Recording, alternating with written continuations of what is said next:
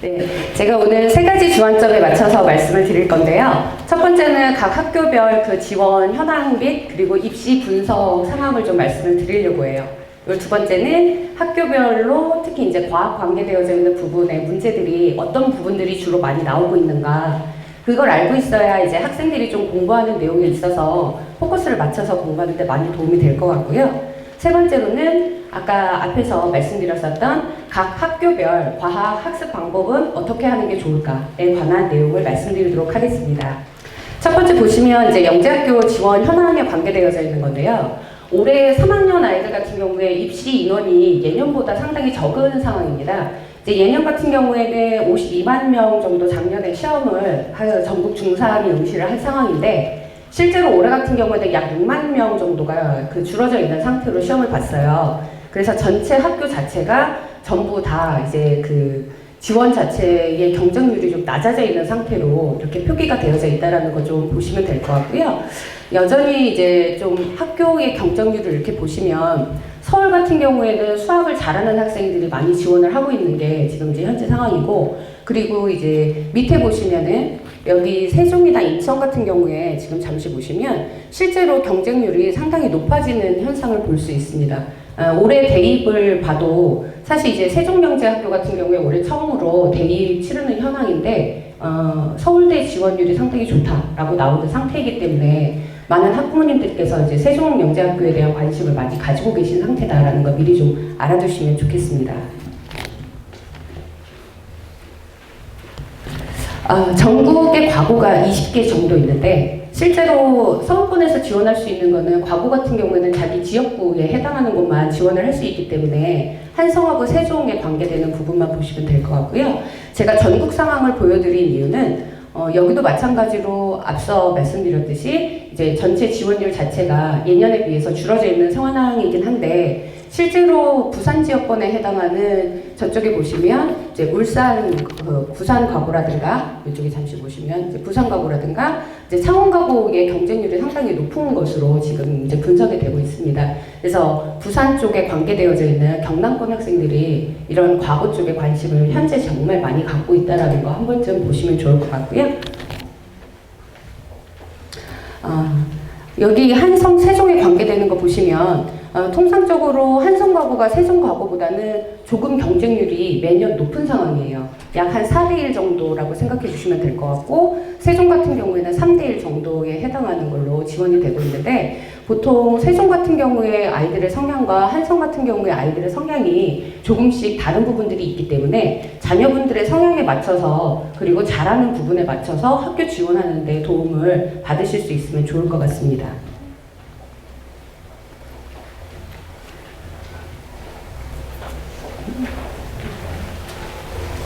네, 전국 자사고 한번 살펴볼게요. 실제로 이제 전국 자사라고 하면 가장 높은 경쟁률을 보이고 있는 이제 학교를 이렇게 쭉 보시면 지금 항상 1위로 꼽히는 학교가 하나고가 이제 꼽히고 있고요. 이제 그 외에 나머지 학교들 쭉 보시는데, 포항제철고 같은 경우에는 올해 작년과 마찬가지로 경쟁률이 거의 비슷한 상황이에요. 다른 학교들은 이제 자사고가 계속 뉴스에 나오고 있는 부분들이 있잖아요. 그래서 뭐 수능 관계되어져 있는 부분도 절대평가에 관계된 부분들로 한다라는 부분이라든가, 그 다음에 이제 자사고 외고에 관계되어져 있는 부분들을 좀 이제 정부 정책상 한다라는 부분 때문에 올해 지원율이 좀 상당히 많이 낮아져 있는 상태임에도 불구하고, 여기에 포항제철고 같은 경우에는 올해 좀 두각을 보이는 학교로 이렇게 진행이 되고 있습니다. 전반적으로는 경쟁률이 예년에 비해서는 좀 많이 낮아져 있는 상태다라는 거 좀 확인해 주시면 좋을 것 같고요. 입시 상황은 크게 3단계에 걸쳐서 보통 전후를 진행을 하고 있어요. 그런데 저희가 통상적으로 이야기를 할 때 서류 전형에 해당하는 부분은 영재학교에서는 아주 큰 메리트가 있지는 않습니다. 대신 중요한 건 뭐냐면 1단계 이후에 대부분 2단계에서 아이들이 많이 선발이 되는데, 예년 같은 경우에는 이제 2단계 같은 경우에는 거의 날짜들이 달랐었어요. 근데 작년부터 이제 2단계 날짜를 다 통일하면서부터 어떤 일이 생겼냐면,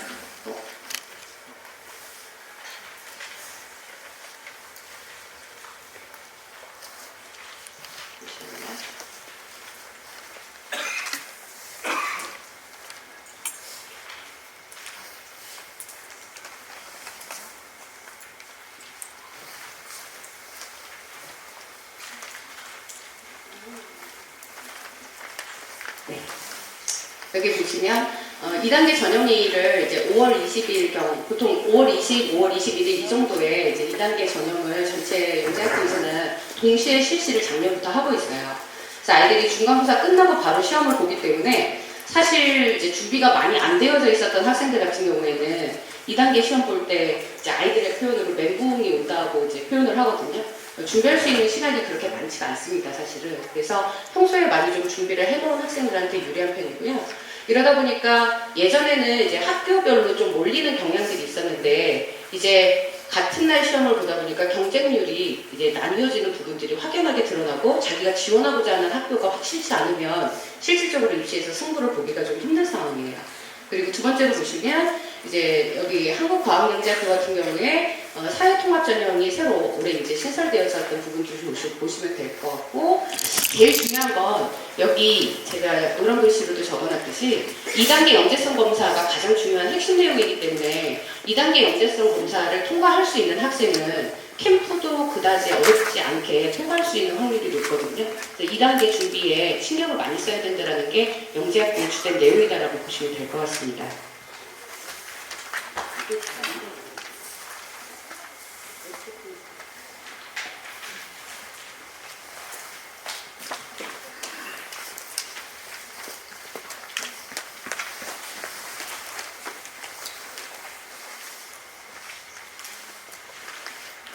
제가 열심히 화살표를 누르고 있는데 화살표가 제법 같지 않네요.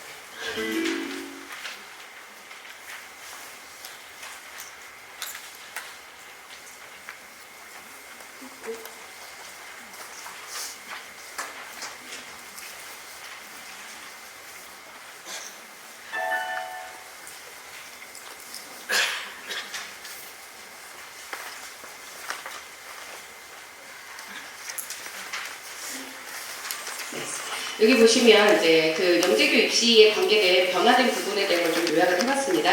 1단계 통과율이 상당히 높아요. 그러니까 서류에서 떨어지는 경우는 별로 없습니다.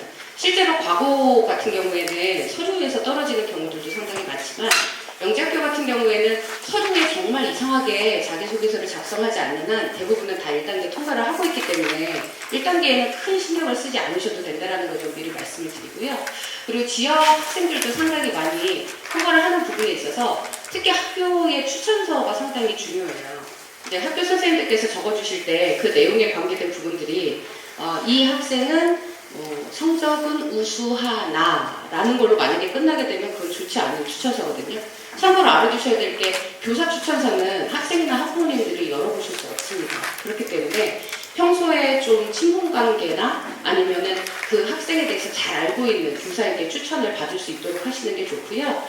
우리 아이가 영재학교를 지원을 한다라고 하면 그런 부분에 관계되어져 있는 좀 특성화된 수업이라든가 활동을 좀 할 수 있도록 많이 지원을 해주시는 게 입시에 많은 도움이 돼요. 실질적으로.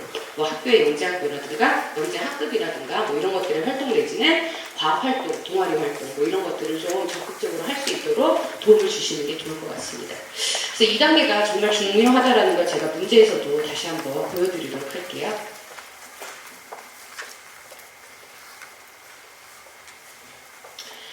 1단계 그 서류 관계되어져 있는 부분에서 조금 확인의 부분만 점검을 하고 갈게요. 실질적으로 이제 영재학교 같은 경우에는 내가 어느 영재원을 다녔다, 아니면 뭐 KMO 무슨 상을 탔다, 또는 뭐 무롤에서 무슨 상을 탔다, 이런 것들을 절대 표기를 할 수가 없습니다. 그런 대신에 여기에 있는 한국여공대학교라든가 광주과고라든가 이런 학교들 같은 경우에는 내가 그런 부분들을 통해서 어떤 것들을 느꼈고 그걸 통해서 얼만큼 발전할 수 있었다라고 하는 학생 스스로의 발전 여부에 관계되는 것을 적을 수가 있어요. 하지만 내가 무슨 상을 탔다라고 실질적으로 그 내용을 적으시면 안 되고요. 조금 이름들이 대부분은 다 이제 학생 기록물 평가라고 1단계에 관계되는 서류가 진행이 되는데 조금 다르게 되는 학교들이 있어요. 경기과고 같은 경우에는 이제 서류평가 및 영재성 검사라고 이제 이름이 붙여져 있고요. 실질적으로 얼마나 이 학생이 여기에 지금 보시면 대부분 다 공통적으로 포인트 되어져 있는 말이 자기 주도 학습에 관계되어져 있는 학습 역량을 체크한다라는 말이 나와져 있어요.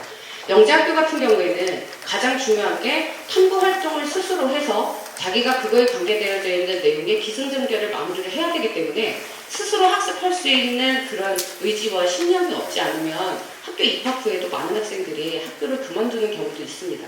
그래서 실제로 선발을 할 때 자기주도 학습을 얼마나 잘할 수 있는가가 관건이에요. 그래서 자기소개서에서도 이런 부분에 관계된 부분들을 잘 녹여서 써야 돼요.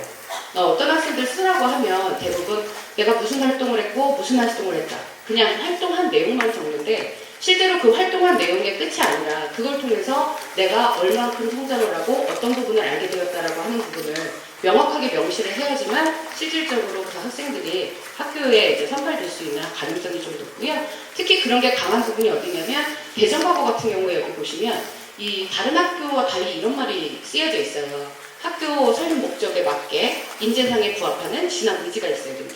다른 학교에 쓰여져 있지 않은 좀 독특한 부분이라서 실제로 이런 부분들에 맞춰서 시험 문제도 출제를 하고 있고 학생들도 선발을 하고 있습니다.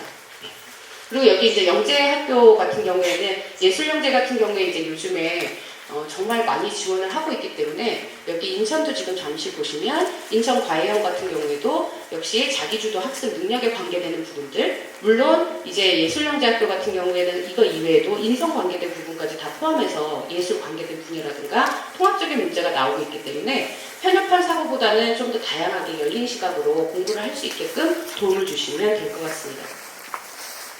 네, 이거는 그냥 인형 관계된 거 잠시 보시라고 제가 해놨는데 어떤 걸 좀 보시면 될 것 같으냐면요. 지금 보면은 1단계는 지금 보면 여기 이제 작년하고 올해하고 이제 비교를 해놨는데 대부분에 보면은 이렇게 인원에 큰 변화가 없어요. 그리고 1단계 통과는 대부분 다 통과 하고 되고 있고요. 실제로 이제 2단계 관계되어져 있는 부분에 보시면 이제 인원에 관계되어져 있는 부분들이 이렇게 진행되고 있다라고 합니다. 대부분 1단계에서 떨어지지 않는다라고 하는 걸 보여드리려고 잠시 정리해놨던 겁니다.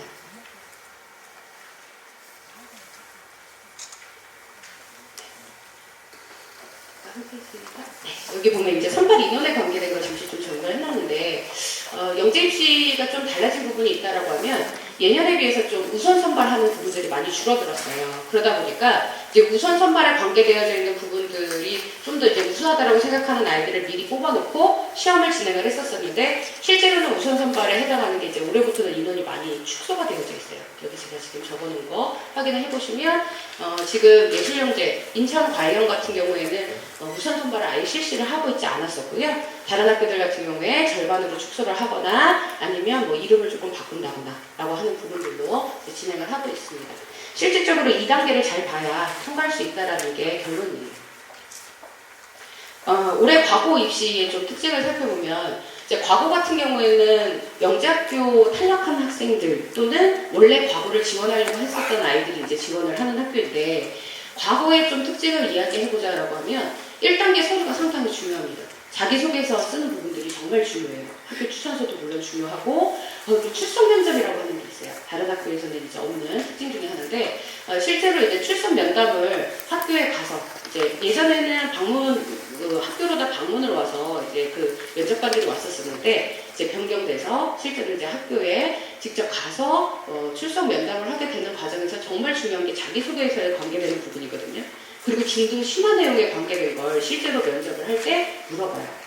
그러니까 너 이런 거 아니? 이제 올해 같은 경우에는 물리 영역을 굳이 이제 말씀을 드리자면 뭐 전자기력에 관계된 걸 설명을 해봐라. 플레밍의 왼손 법칙, 오른손 법칙의 차이점을 알고 있느냐? 뭐 이런 것들에 관계된 거, 발전기의 원리를 말해봐라. 중학교 3학년 교과에 나와져 있는 것들 상당히 좀 많이 물어봤었거든요. 자, 항상 그 기본적인 개념에 대한 거, 용어 설명에 대한 거, 정의를 좀 잘 할 수 있도록 중등 심화를 좀 탄탄하게 준비하는 게 가장 이 과거 입시에서 중요하고요. 그리고 여기 보시면 천문에 관계되어져 있는 부분들이 정말 이제 많이 강화가 돼서 출제가 됐어요. 그래서 사실은 이제 지구과학 또는 생물 이러면 영재학교이시나 이런 데서 많이 소외되는 과목 중에 하나라고 생각을 하실 수도 있는데 실제로는 물화생지에 대한 부분들이 전부 다 골고루 잘 되어져 있어야지만 과학 전반에 대한 게 잘 되어져 있어야지만 영재학교나 과거에 준비하는데 무리가 없겠다라는 걸 잠시 후에 문제를 통해서 아마 보실 수 있을 겁니다. 여기 보면 이제 일상생활과 관계되어져 있는 부분들. 사실 과학을 배우는 이유가 뭐냐라고 물어보면 일상생활에 과학이 접목되어져 있지 않는 부분이 없거든요. 요즘에 맨날 4차 산업 이야기를 하는데 지금 우리가 사용하는 스마트폰부터 시작해서 자율주행차 이르기까지 좀 있으면은 저랑 비슷하게 생긴 로봇도 이제 나와서 모든 생활을 할 수 있게끔 도움을 준다고 하잖아요. 이런 부분들이 전부 우리 생활 속에서 사실은 과학이 발전되었기 때문에 필요한 거거든요.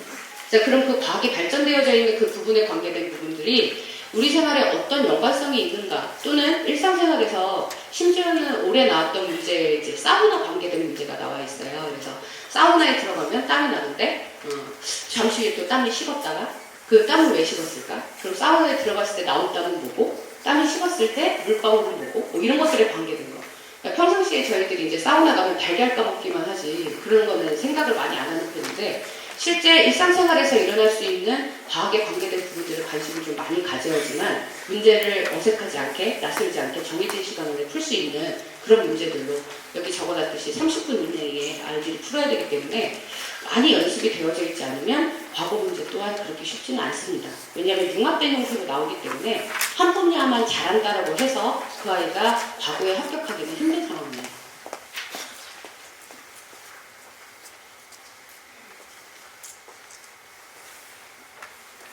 자사 같은 경우에는 간단히 두 학교를 좀 예를 들어서 말씀을 드릴게요. 민사 같은 경우에는 원래 이제 영어를 잘하는 친구들이 지원을 하는 학교다라고 부모님들께서도 다 알고 계시겠지만, 실제로 과학 선택 면접을 진행을 하고 있는 학생들 같은 경우에는 영어 면접 비중을 좀 낮춰서 진행을 하고 있습니다. 그래서 이 전문성 면접에 관계된 3단계가 상당히 중요해요. 특히 자기가 이과 쪽으로 가고 싶은 친구가 아니다라고 할지라도 이제 당락을 결정할 수 있는 가장 메리트가 있는 부분들이 바로 수학하고 전문성 면접이거든요. 그래서 사실 이제 민사 준비할 때 수학이 잘 안 되어져 있는 친구들 같은 경우에는 합격하기가 좀 힘든 상황이고요. 그리고 이제 전문성에 관계된 분야들이 여러 가지가 있지만 실질적으로는 과학을 하는 게 좀 더 상당히 유리합니다. 물화생지 관계되어져 있는 부분에 자기가 전문적인 부분을 잡아서 이왕이면 그게 수학과 연관성이 있게끔. 예를 들면 이제 올해 진행했었던 학생들 같은 경우에 이제 화학의 여러 가지 구조에 관계되어져 있는 이제 입체 도형화를 만들어서 화학 이제 루이스 구조식이나 이런 것들을 저희가 만들 수가 있어요. 어떤 구조물에 관계된 거. 근데 그런 그 화학 구조물에 관계되는 것을 수학적으로 이제 입체 도형에 관계된 걸로 어떻게 풀어낼 것인가. 이런 그 전문적인 거를 연구를 해서 실질적으로 면접을 잘 치러서 합격을 한 사례도 있고요. 여기 보시면 이제 상상 같은 경우에 면접을 주로 어떤 내용으로 다 나오냐면 중등 심화에 관계되어져 있는 내용으로 진행이 올해도 나왔었어요. 그리고 생활 속에 관계되어져 있는 과학 현상이라든가, 특히 제가 여기 STS라고 적어놓은 게 여기 이제 과학 그리고 기술, 이제 사회에 관계되어져 있는 내용이거든요. 실제 올해 나왔었던 문제에 대한 걸 말씀을 드리면, 상상 같은 경우에 영화 이렇게 보신 분들도 아마 있으실 거예요. 좀 된 영화인데 아일랜드라고 하는 영화가 있어요. 인간의 장기를 복제를 하는 그런 거예요. 그래서 아일랜드 섬에 간다라고 이제 뇌에다가 인식을 시켜놓고 다 가둬놓고 공동체 생활을 하는데, 사실은 아일랜드 섬에 발표돼서 가는 사람들은 장기를 뽑혀서 장기가 필요한 사람한테 그대로 가는 거거든요. 나와 똑같은 다른 걸 어떤 공장에서 만들어서 같이 이제 그 안에서 내가 필요할 때 간이 안 좋으면 그 복제된 인간의 간을 꺼내서 나한테 이제 새로 넣어서 나는 새 생명을 얻고, 뭐 이런 거에 관계된 내용이었거든요. 아일랜드 영화에 관계된 내용을 주고 인간 복제에 관계된 본인의 생각, 본인의 견해를 서술하시오라고 하는 부분들이 바로 올해 나왔었던 상사의 과학 문제 부분이었어요. 그리고 중학교 내용에서 나왔던 거는 중학교 과정에 가장 중요한 것 중에 하나를 꼽아라라고 하면 일과 에너지 파트가 상당히 중요하거든요. 일과 에너지에 관계되어져 있는 역학적 에너지 전환에 관계되어져 있는 부분. 이제 팡팡이라고 아마 트램볼린이라고 하면 아마 아실 거예요.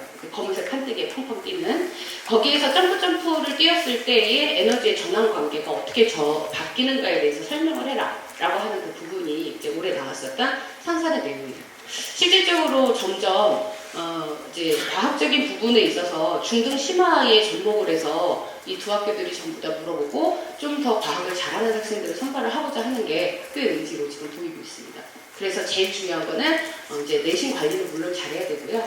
그리고 중등 심화에 관계된 거와 어느 정도의 고등 선행이 같이 진행되면 역시 전국 자사고 같은 경우에도 좋은 결과를 얻을 수 있을 거라 생각이 듭니다. 이제 다음으로 학교에 관계되어져 있는 문제들을 좀 살펴볼 건데요. 주로 학교 관계되어져 있는 문제는 영재학 교학 과고 문제로 제가 진행을 했어요. 아까 민사나 상상 같은 경우에는 제가 구두로 이제 말씀을 드렸고요.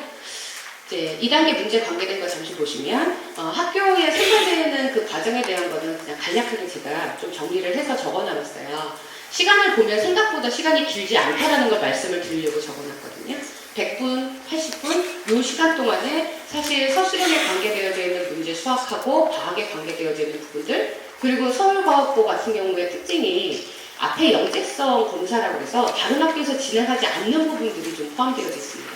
여기 보시면 언어, 그러니까 언어라고 하면 뭐 유사어, 유의어, 뭐 동의어 뭐 이런 것들 찾는 그런 부분이거든요. 저희가 보통 IQ 테스트 할 때 썼었던 뭐 그런 부분에 관계된 거, 철수가 하는 말 이후에 어떤 것이 옳을 것인가 뭐 이런 것들. 그 다음에 이제 역사나 수리에 관계되어져 있는 부분, 논리, 사고, 추리하는 거, 그리고 과학에 관계되어져 있는 부분들이 간단하게 단답 형태로 되어져 있는 객관식화돼서 이제 확인할 수 있게끔 평가가 이루어져 있고요.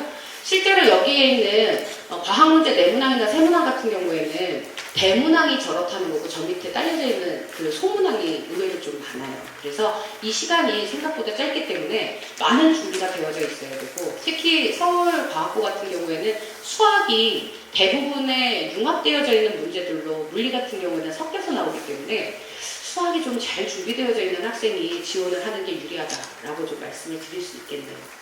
네, 물리 같은 경우에 이제 6문제에 관계된 부분들인데 물리 1, 2에 해당하는 기본적인 내용까지 좀 깊이 있게 공부를 하고, 단순히 좀 암기식으로 공식만 외워서 맨날 F는 M에 거기에 대입만 했었던 학생들은 잘 풀 수가 없고요. 좀 활용 능력이 있어야 돼요. 그리고 아까 말씀드렸듯이 수학에 관계되어져 있는 부분까지 좀 잘 이해를 하고 있으면 많은 도움이 됐었을 것 같고요. 화학 같은 경우에는 지금 보시면 이제 서술형을 좀 잘하는 게 필요하고, 특히 과학적 상식을 좀 요하는 문제가 올해 나왔었어요. 그리고 이제 생물이나 지구과학 같은 경우에도 보시면 이제 타 과목에 연계된 거, 융합되어져 있는 거. 올해 서울과학고의 좀 특징은 예년과 달리 융합형용 문제를 좀 많이 출제했다라는 게 볼 수 있는 특징인데요. 잠시 문제를 좀 보시면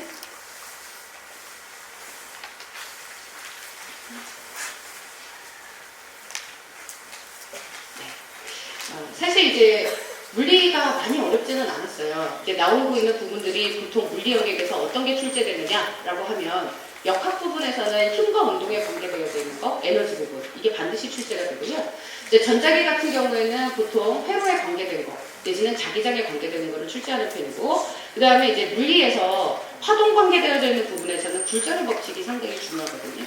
근데 이제 굴절의 법칙에 관계되어져 있는 것만 알면 쉽게 이제 문제를 해결할 수 있는 그런 건데, 아이들이 보통 이거 답은 이거야 라고 단순히 암기해서 하는 친구들 같은 경우에는 실제로 작도를 해보거나 본인이 그려서 생각을 해보는 경우가 없어요. 그래서 영재학교 공부를 좀 한다라고 할 때는 스스로 좀 그려보고, 그런 부분에 있어서 그래프라든가 이런 걸 많이 활용할 수 있는 능력이 필요합니다. 실질적으로 다른 학교들 영재학교 문제를 보셔도 마찬가지로 그래프를 그리시오라고 하는 부분들이 의외로 많아요. 또는 그림을 그리시오. 그래서 실질적으로 혼자서 그림을 좀 그려보고 그래프를 그리면서 좀 고민을 해보는 친구들이 영재학교 관계되어져 있는 과학 공부할 때 필요한 부분이다라고 생각을 해주시면 좋을 것 같습니다. 이제 화학 관계된 거는 이제 예년 같은 경우는 좀 어려운 게 나왔었어요. 뭐 개미집의 원리라든가 아니면은 석굴암의 석빙고. 실제로 아이들이 석빙고 같은 경우에는 가본 일이 없을 수도 있어요. 제가 아이들한테 니네 서빙고 동빙고가 뭐 하는 데인지 아냐 그랬더니 아이스크림 이름이냐고 아이들이 물어본 적도 있거든요. 실제로 그럴 정도로 아이들이 실제 과학에 관계된 게 주변에 많은 관심이 없는 상황인데, 여기는 아이들이 이제 추울 때 한 번씩 다 들고 다니는 손난로라고 하는 게 이제 올해 주된 내용으로 나왔고요. 사각사각 흔들면 이제 열이 나는 거에 관계된 그런 부분들. 화학의 주된 내용은 어느 학교나 마찬가지로 화학 반응에 관계된 게 반드시 시험이 나오고요. 그리고 이제 산염기 관계되어 있는 거, 산화환원 반응에 대한 거, 화학 반응식 반드시 쓸 줄 알아야 되고, 이제 혼합물의 분리 같은 경우도 상당히 많이 나오는 편입니다. 상평형에 관계되어 있는 거, 물질의 상태, 에너지 관계된 거, 이런 부분들을 좀 중점적으로 공부를 좀 해두시면 많은 도움이 될 수 있습니다. 중등 과정에 연계된 거에 조금 일상생활과 연계된 거를 내서 좀 생각을 평소에 많이 안 했던 학생들 같은 경우에는 이 문제는 좀 쉬워서 잘 썼다라고 생각을 할 수도 있지만, 서술하는 부분들이 있기 때문에 서술의 능력에 따라서 사실은 당락이 결정될 수 있었던 그런 부분들도 있어요.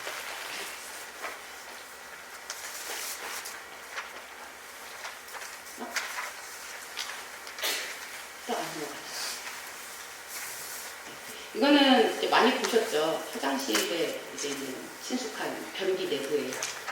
우리가 맨날 벨붕만 내려서 속 안에 이런 공기주머니가 있다는 걸 이제 모를 수도 있는데, 사실 이거를 어디에 연관을 시켰냐면 사람의 심장에 저희가 이제 이심방 이심실에 펌프질을 하게 되는 판막의 원리라든가 이런 부분에 관계된 것과 연관지어서 지금 이제 나와져 있고, 생물도 마찬가지로 융합형 문제가 지금 많이 나오고 있고요.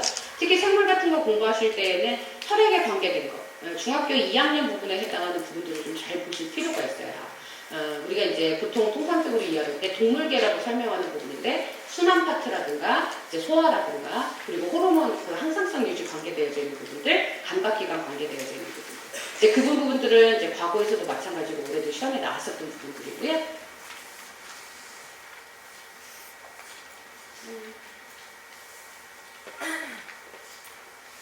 제 머리처럼 빨리 안 넘어가네요.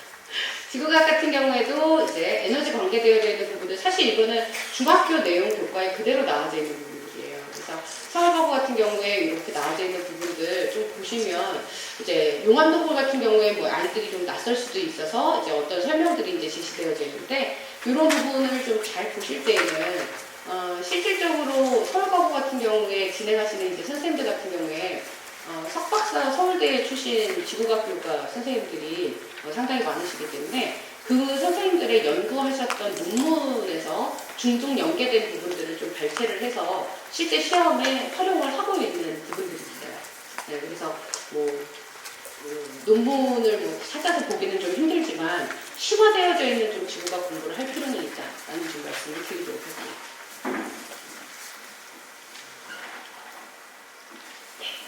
네, 경기과거 관계된 것도 마찬가지인데, 이제 경기과거 같은 경우에는 실제로 이제 중등심화에 가장 충실하게 나온다라고 좀 보시면 될 것 같아요. 근데 문제가 아까보다 상당히 짜잘하게 되게 많죠. 그죠? 객관식에 관계된 거, 그 다음에 단답형에 관계된 거, 서술형에 관계된 거.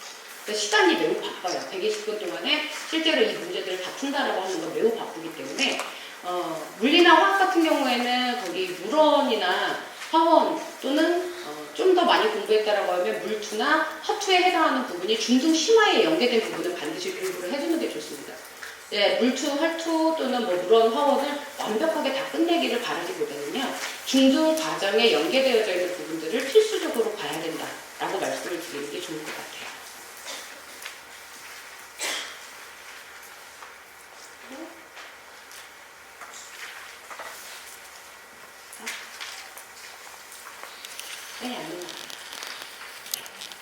실제로 여기 이제 경기과거에 가장 많이 나오는 문제 유형 중에 하나가 수학하고 연결되어 있는 부분이에요. 경기과거도 이제 수학을 좀 잘하는 친구들을 선발을 하는 부분들이 요즘에 높아졌기 때문에 스트로보스코프라고 하는 이런 장치가 서울형제에서도 나왔었고 경기형제에서도 나왔었고, 지금 보면 계속해서 이 부분에 관계된 주기와 관계되어 있는 부분들의 문제는 많이 나오거든요.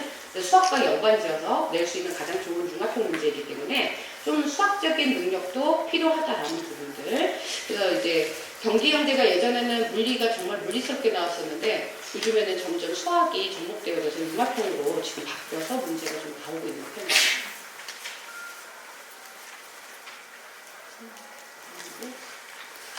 여기 화학 같은 경우에는 이게 부표 온도계 같은 게 중학생 실험에 보면은 나와져 있어요. 한 가지 꼭 확인을 해주셔야 되는 게, 중학교 교과서나 또는 보충학습 자료에 나와져 있는 그 실험에 관계된 부분들은 꼭 확인을 해주시는 게 좋아요. 거기에 나오는 내용들, 이게 시험에 어떤 부분들이 있는가. 화학도 마찬가지로 이제 그 혼합물의 분리 관계되어져 있는 부분이라든가 또는 그 혼합물 분리 과정이 사실은 이제 여러 가지 방법들이 있어요. 가장 아이들이 싫어하는 게 계산하는 부분이 용해도에 관계되는 부분이거든요. 석출하는 거. 그런 부분들을 좀 중점적으로 많이 공부를 해둔 게 좀 좋았을 것 같고요. 여기 보시면 이제 지구과학 같은 경우도 보시면 이제 객관식에 해당하는 거, 그 다음에 전반적인 영역으로 다 냈기 때문에 공부를 할 때 한쪽 영역에 치우쳐서 공부를 하면 안 되고요. 각각에 해당하는 영역을 다 공부를 하되 주된 영역을 좀 더 많이 공부하는 방향으로 진행을 하는 게 영재학교에서 승부를 볼 수 있는 방법이라고 생각을 하시면 돼요. 우리 아이가 물리를 좋아한다. 그러면 그 과목만 너무 시키시면 안 되고요. 영재학교를 간다라고 하면 물화생지에 해당하는 부분들이 어느 정도 중등심화 이상에 해당하는 부분들 탄탄하게 준비되어져 있는 상태에서 플러스 알파로 심화 과정을 조금 더 해서 올림피아드를 진행한다거나 하는 게 필요한 거고요. 한국영재 같은 경우에는 좀 올해 정말 물리다운 문제가 나왔는데 신기하게도 그게 체육 관련되어져 있는 부분이에요. 장대 높이뛰기 관계된 게 나왔거든요. 그래서 이제 높이뛰기와 장대 높이뛰기가 어떻게 다르냐고 그런 거에 관계된 내용이고, 이게 화학 같은 경우도 문학수가 좀 줄은 편이고요. 중요한 게 생물이나 지역에 관계된 문제가 좀 많이 나왔어요. 특히 여기 이제 현대 과학 연계되어져 있는 부분들, 이게 좀 중요하거든요. 사실은 요즘의 추세가 창의융합형 관계되어져 있는 거, 그 다음에 사회적 이슈가 되고 있는 거, 과학적 이슈가 되고 있는 거, 그런 부분들을 좀 눈여겨서 볼 필요가 좀 많아요. 여기 보시면 실제 문제를 보시면요.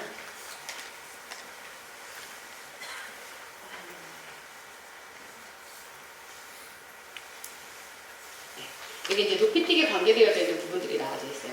이제 에너지 전환에 관계된 부분과 같이 합쳐져서 뭐 재료가 어떤 게 좋겠느냐, 뭐 관계되어져 있는데 뛰다가 갑자기 살짝 속력을 왜 줄이느냐, 뭐 이런 것들. 체육 시간에 보면 사실 체육책에 이런 게 쓰여져 있어요. 뭐 전력 질주를 하다가 어떻게 해서 동작 같은 게 이렇게 나와져 있는데 사실 그런 거를 관심 있게 잘 보지 않는 상황이기 때문에 이게 이제 중력적 운동하고 같이 합쳐져서 사실 많이 낼 수 있는 부분들 중에 하나예요. 아이들이 좀 공부를 할 때 자기가 공부하는 사회는 조금 관련성이 적을 수도 있겠지만 음악이라든가 체육이라든가 또는 뭐 미술 같은 부분에 물리나 화학이나 생물 지학이 연결될 수 있는 부분들이 있다면 조금 그런 부분들을 연결지어서 같이 공부를 해주는 게 영재학교 입시의 가장 중요한 부분이 될 수 있겠다라는 말씀을 좀 드릴게요. 여기도 마찬가지로 교과서에 보면은 이제 그 화학사에 관계된 부분이 나와요. 이제 물질에 관계된 거를 옛날 사람들은 어떻게 생각을 했었고, 그걸로 인해서 화학적 법칙들이 나오게 되는 과정들이 나오거든요. 이제 질량 보존의 법칙이라든가, 이제 돌톤의 원자설부터 시작해서 나오는 부분인데, 그 이전에 사람들이 생각했었던 플로기스톤이라고 하는 물질에 대한 설명을 하는 부분이에요. 사실 아이들이 열심히 뭐 외워서 답만 쓰는 거에 익숙하지, 전반적인 화학사에 대한 거를 이해를 하고 있지 않는 친구들 같은 경우에는 이거에 대한 모순을 발견할 수 있는 실험을 설계해라. 그럼 이게 생뚱맞아서 문제를 사실 풀지 못하는 학생들이 상당히 많거든요. 그래서 평상시에 좀 과학적 사고를 폭넓게 할 필요가 있어요. 단순 암기만 자꾸 하려고 하지 말고 관계되어져 있는 배경이라든가 그게 나오게 된 이유라든가 그리고 그걸 통해서 어떤 부분들의 발전이 있다라. 그리고 내가 그걸 어떻게 활용을 할 수 있다. 라고 하는 스스로 좀 공부 설계를 할 수 있는 부분들이 필요하다는 말씀을 드릴게요. 여기에도 마찬가지로 또 호르몬에 관계되어져 있는 부분이 있고요. 사실 생물은 그렇게 어렵지 않았어요. 중학교 심화 내용 정보만 알고 있으면 오늘 이제 중학교 3학년에서 배웠던 내용에 이제 생식 관계되어져 있는 염색체 나오는 부분에서 하는 거라서 실제로는 중등 심화만 잘 되어져 있으면 생물은 무난하게 풀 수 있었던 그런 부분들이다라는 거 좀 말씀을 드리고 여기 기후학 같은 경우에는 이제 이 문제 이외에도 실제 현재 진행되고 있는 과학적 이슈에 대한 부분들도 같이 문제가 출제가 됐었어요.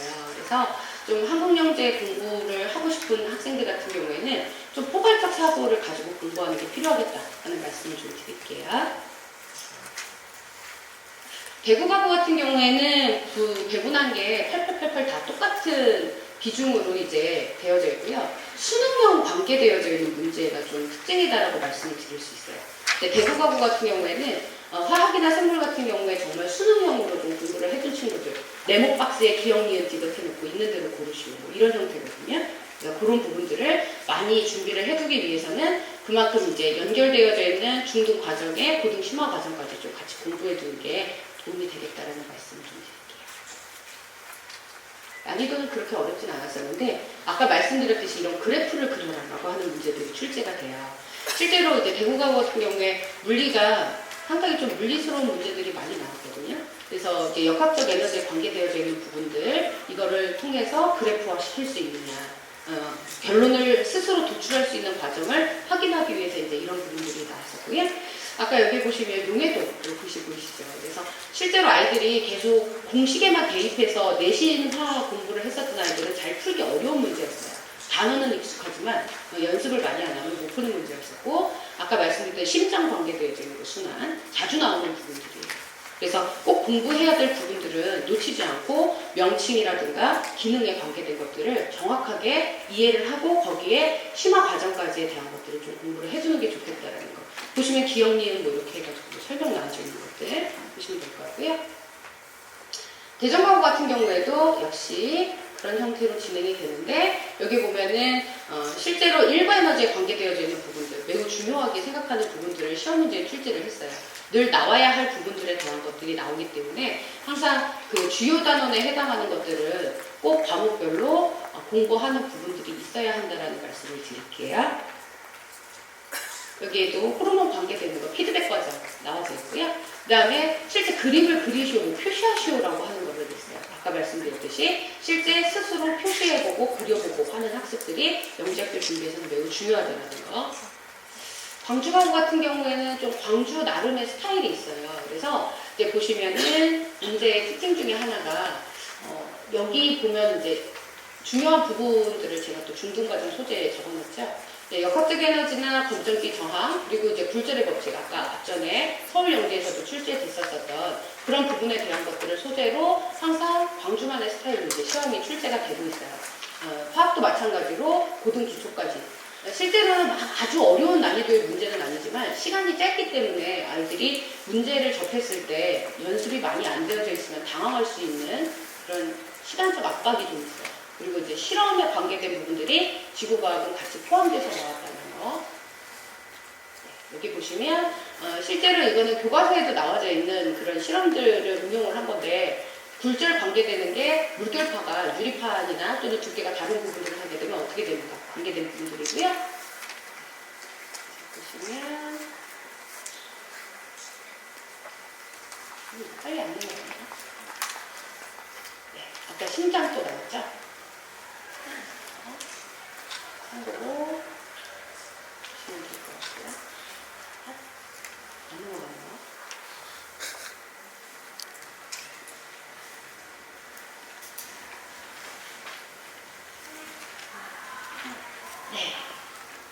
네, 여기 예술영재 같은 경우에는 거의 이제 두 학교가 다 공통 문제로 출제가 되기 때문에 공통 문제에 관계되어져 있는 부분으로 말씀을 드릴게요. 물리 같은 경우에는 힘과 가속도 관계된 에너지 구하는 문제, 그 다음에 운동에서 빗면에서의 운동, 뭐 이런 부분들이 출제가 됐었고, 화학 같은 경우에도 중등 과정에 해당하는 실험을 바탕으로 화학 반응식 쓰는 게 나왔어요. 그리고 생물이나 지구과학 같은 경우에도 아까 말씀드렸던 순환 배설에 관계되는 부분들, 생활 속의 과학 이야기, 뭐 이런 것들에 관계된 거, 그리고 지구과학은 그래프 해석이라든가 이런 것들이 좀 필요했다라는 거.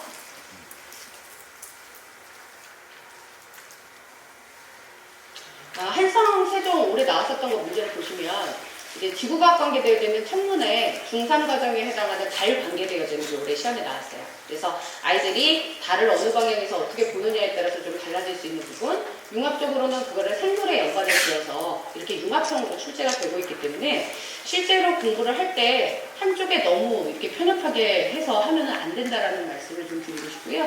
아까 사우나 문제 같은 경우에도 작년에 나왔었던 것처럼 열용량 비열에 관계되어져 있는 부분들, 상태 변화 열에너지에 관계된 부분과 같이 이런 그 물리화학 파트에 연결되어서 나와야 되고요. 이제 융합형 문제로는 수학하고 같이 합쳐져서 문제들도 많이 나와요. 그래서 실제로 하나의 편협된 사고로 공부를 하면 안 되고 수학과학 준비를 좀 동시에 잘 해야 된다는 부분. 이거는 이제 작년 문제, 실제로 이거는 기출이 올라와져 있는 거예요. 아까 말씀드렸던 이제 연용량 비열에 관계된 부분들 참고하시면 되고, 작년에는 이제 도구가 좀 나왔어요. 그래서 중학교 2학년 과정에 일가에너지 부분에 대한 거, 장기 이식에 대한 부분을 수학적으로 풀어내는 부분이에요. 이거는 인성 문제였었고요. 출석 중요하니까 아까 말씀드렸듯이 자기소개서 부분 좀 잘 활용을 하셔야 되고, 특히 여기 보시면은 좀 과학 책 같은 걸 좀 많이 읽는 게 필요해요. 그리고 우리 생활 속의 과학에 대한 거, 즉 자기 스스로 좀 서술해서 말로 하는 거 연습을 좀 많이 해야 돼요. 과학 관계되어져 있는 건 고동물리 정도까지만 하면 사실 과거 대비는 크게 어렵지는 않은 상황이고요. 마지막으로 자사고 같은 경우에는 이 부분을 좀 잘 해두는 게 좋을 것 같아요. 자기소개서에 아까 말씀드렸듯이 뭐 탐구 동아리 활동에 관계된 전문성 면접 같은 것도 하는 게 중요할 뿐만 아니라 과학, 기술, 사회의 연관성이 어떤 과학적 기능에 의해서 굴러가는가 이런 것들을 좀 많이 준비를 해둬야 되거든요. 실제 올해 이제 시험 나왔던 걸 제가 여기다 좀 적어놨어요. 그래서 뭐 이제 여러 과학자들 뭐 수학자나 과학자 쓰고 그런 사람들이 없었으면 생길 수 있는 그런 일들에 대해서 스스로 얘기를 해보시오라고 하는 게 시험 문제에 나오기도 했었고 우리 사회에서의 과학이 어떤 역할을 하는가에 대한 것을 기억을 해주는 게 자사고에서는 필요할 것 같습니다. 필요한 부분은 내신 관리와 더불어서 물리 원정도까지의 또는 중등 심화 정도에 해당하는 원과정까지의 공부가 이루어지면 자사고 대비도 잘 이루어질 수 있을 거라고 생각합니다. 이게 빨리빨리 안 넘어가서 생각보다 좀 오래 걸렸는데 제가 드리고 싶은 말씀은 실제로 제 지론이 있어요. 최고는 최선을 다한 자만이 누릴 수 있는 특권이다. 제가 학생들한테 늘 항상 하는 말입니다. 정말 최고의 영재학교나 과고로 진학할 수 있는 그런 인재를 제가 최선을 다해서 만들고 싶은 욕심도 있고 그럴 수 있기 때문에 학부모님들께서 믿고 맡겨주시면 정말 최선을 다해서 최고를 만들 수 있도록 하겠습니다. 들어주셔서 감사합니다.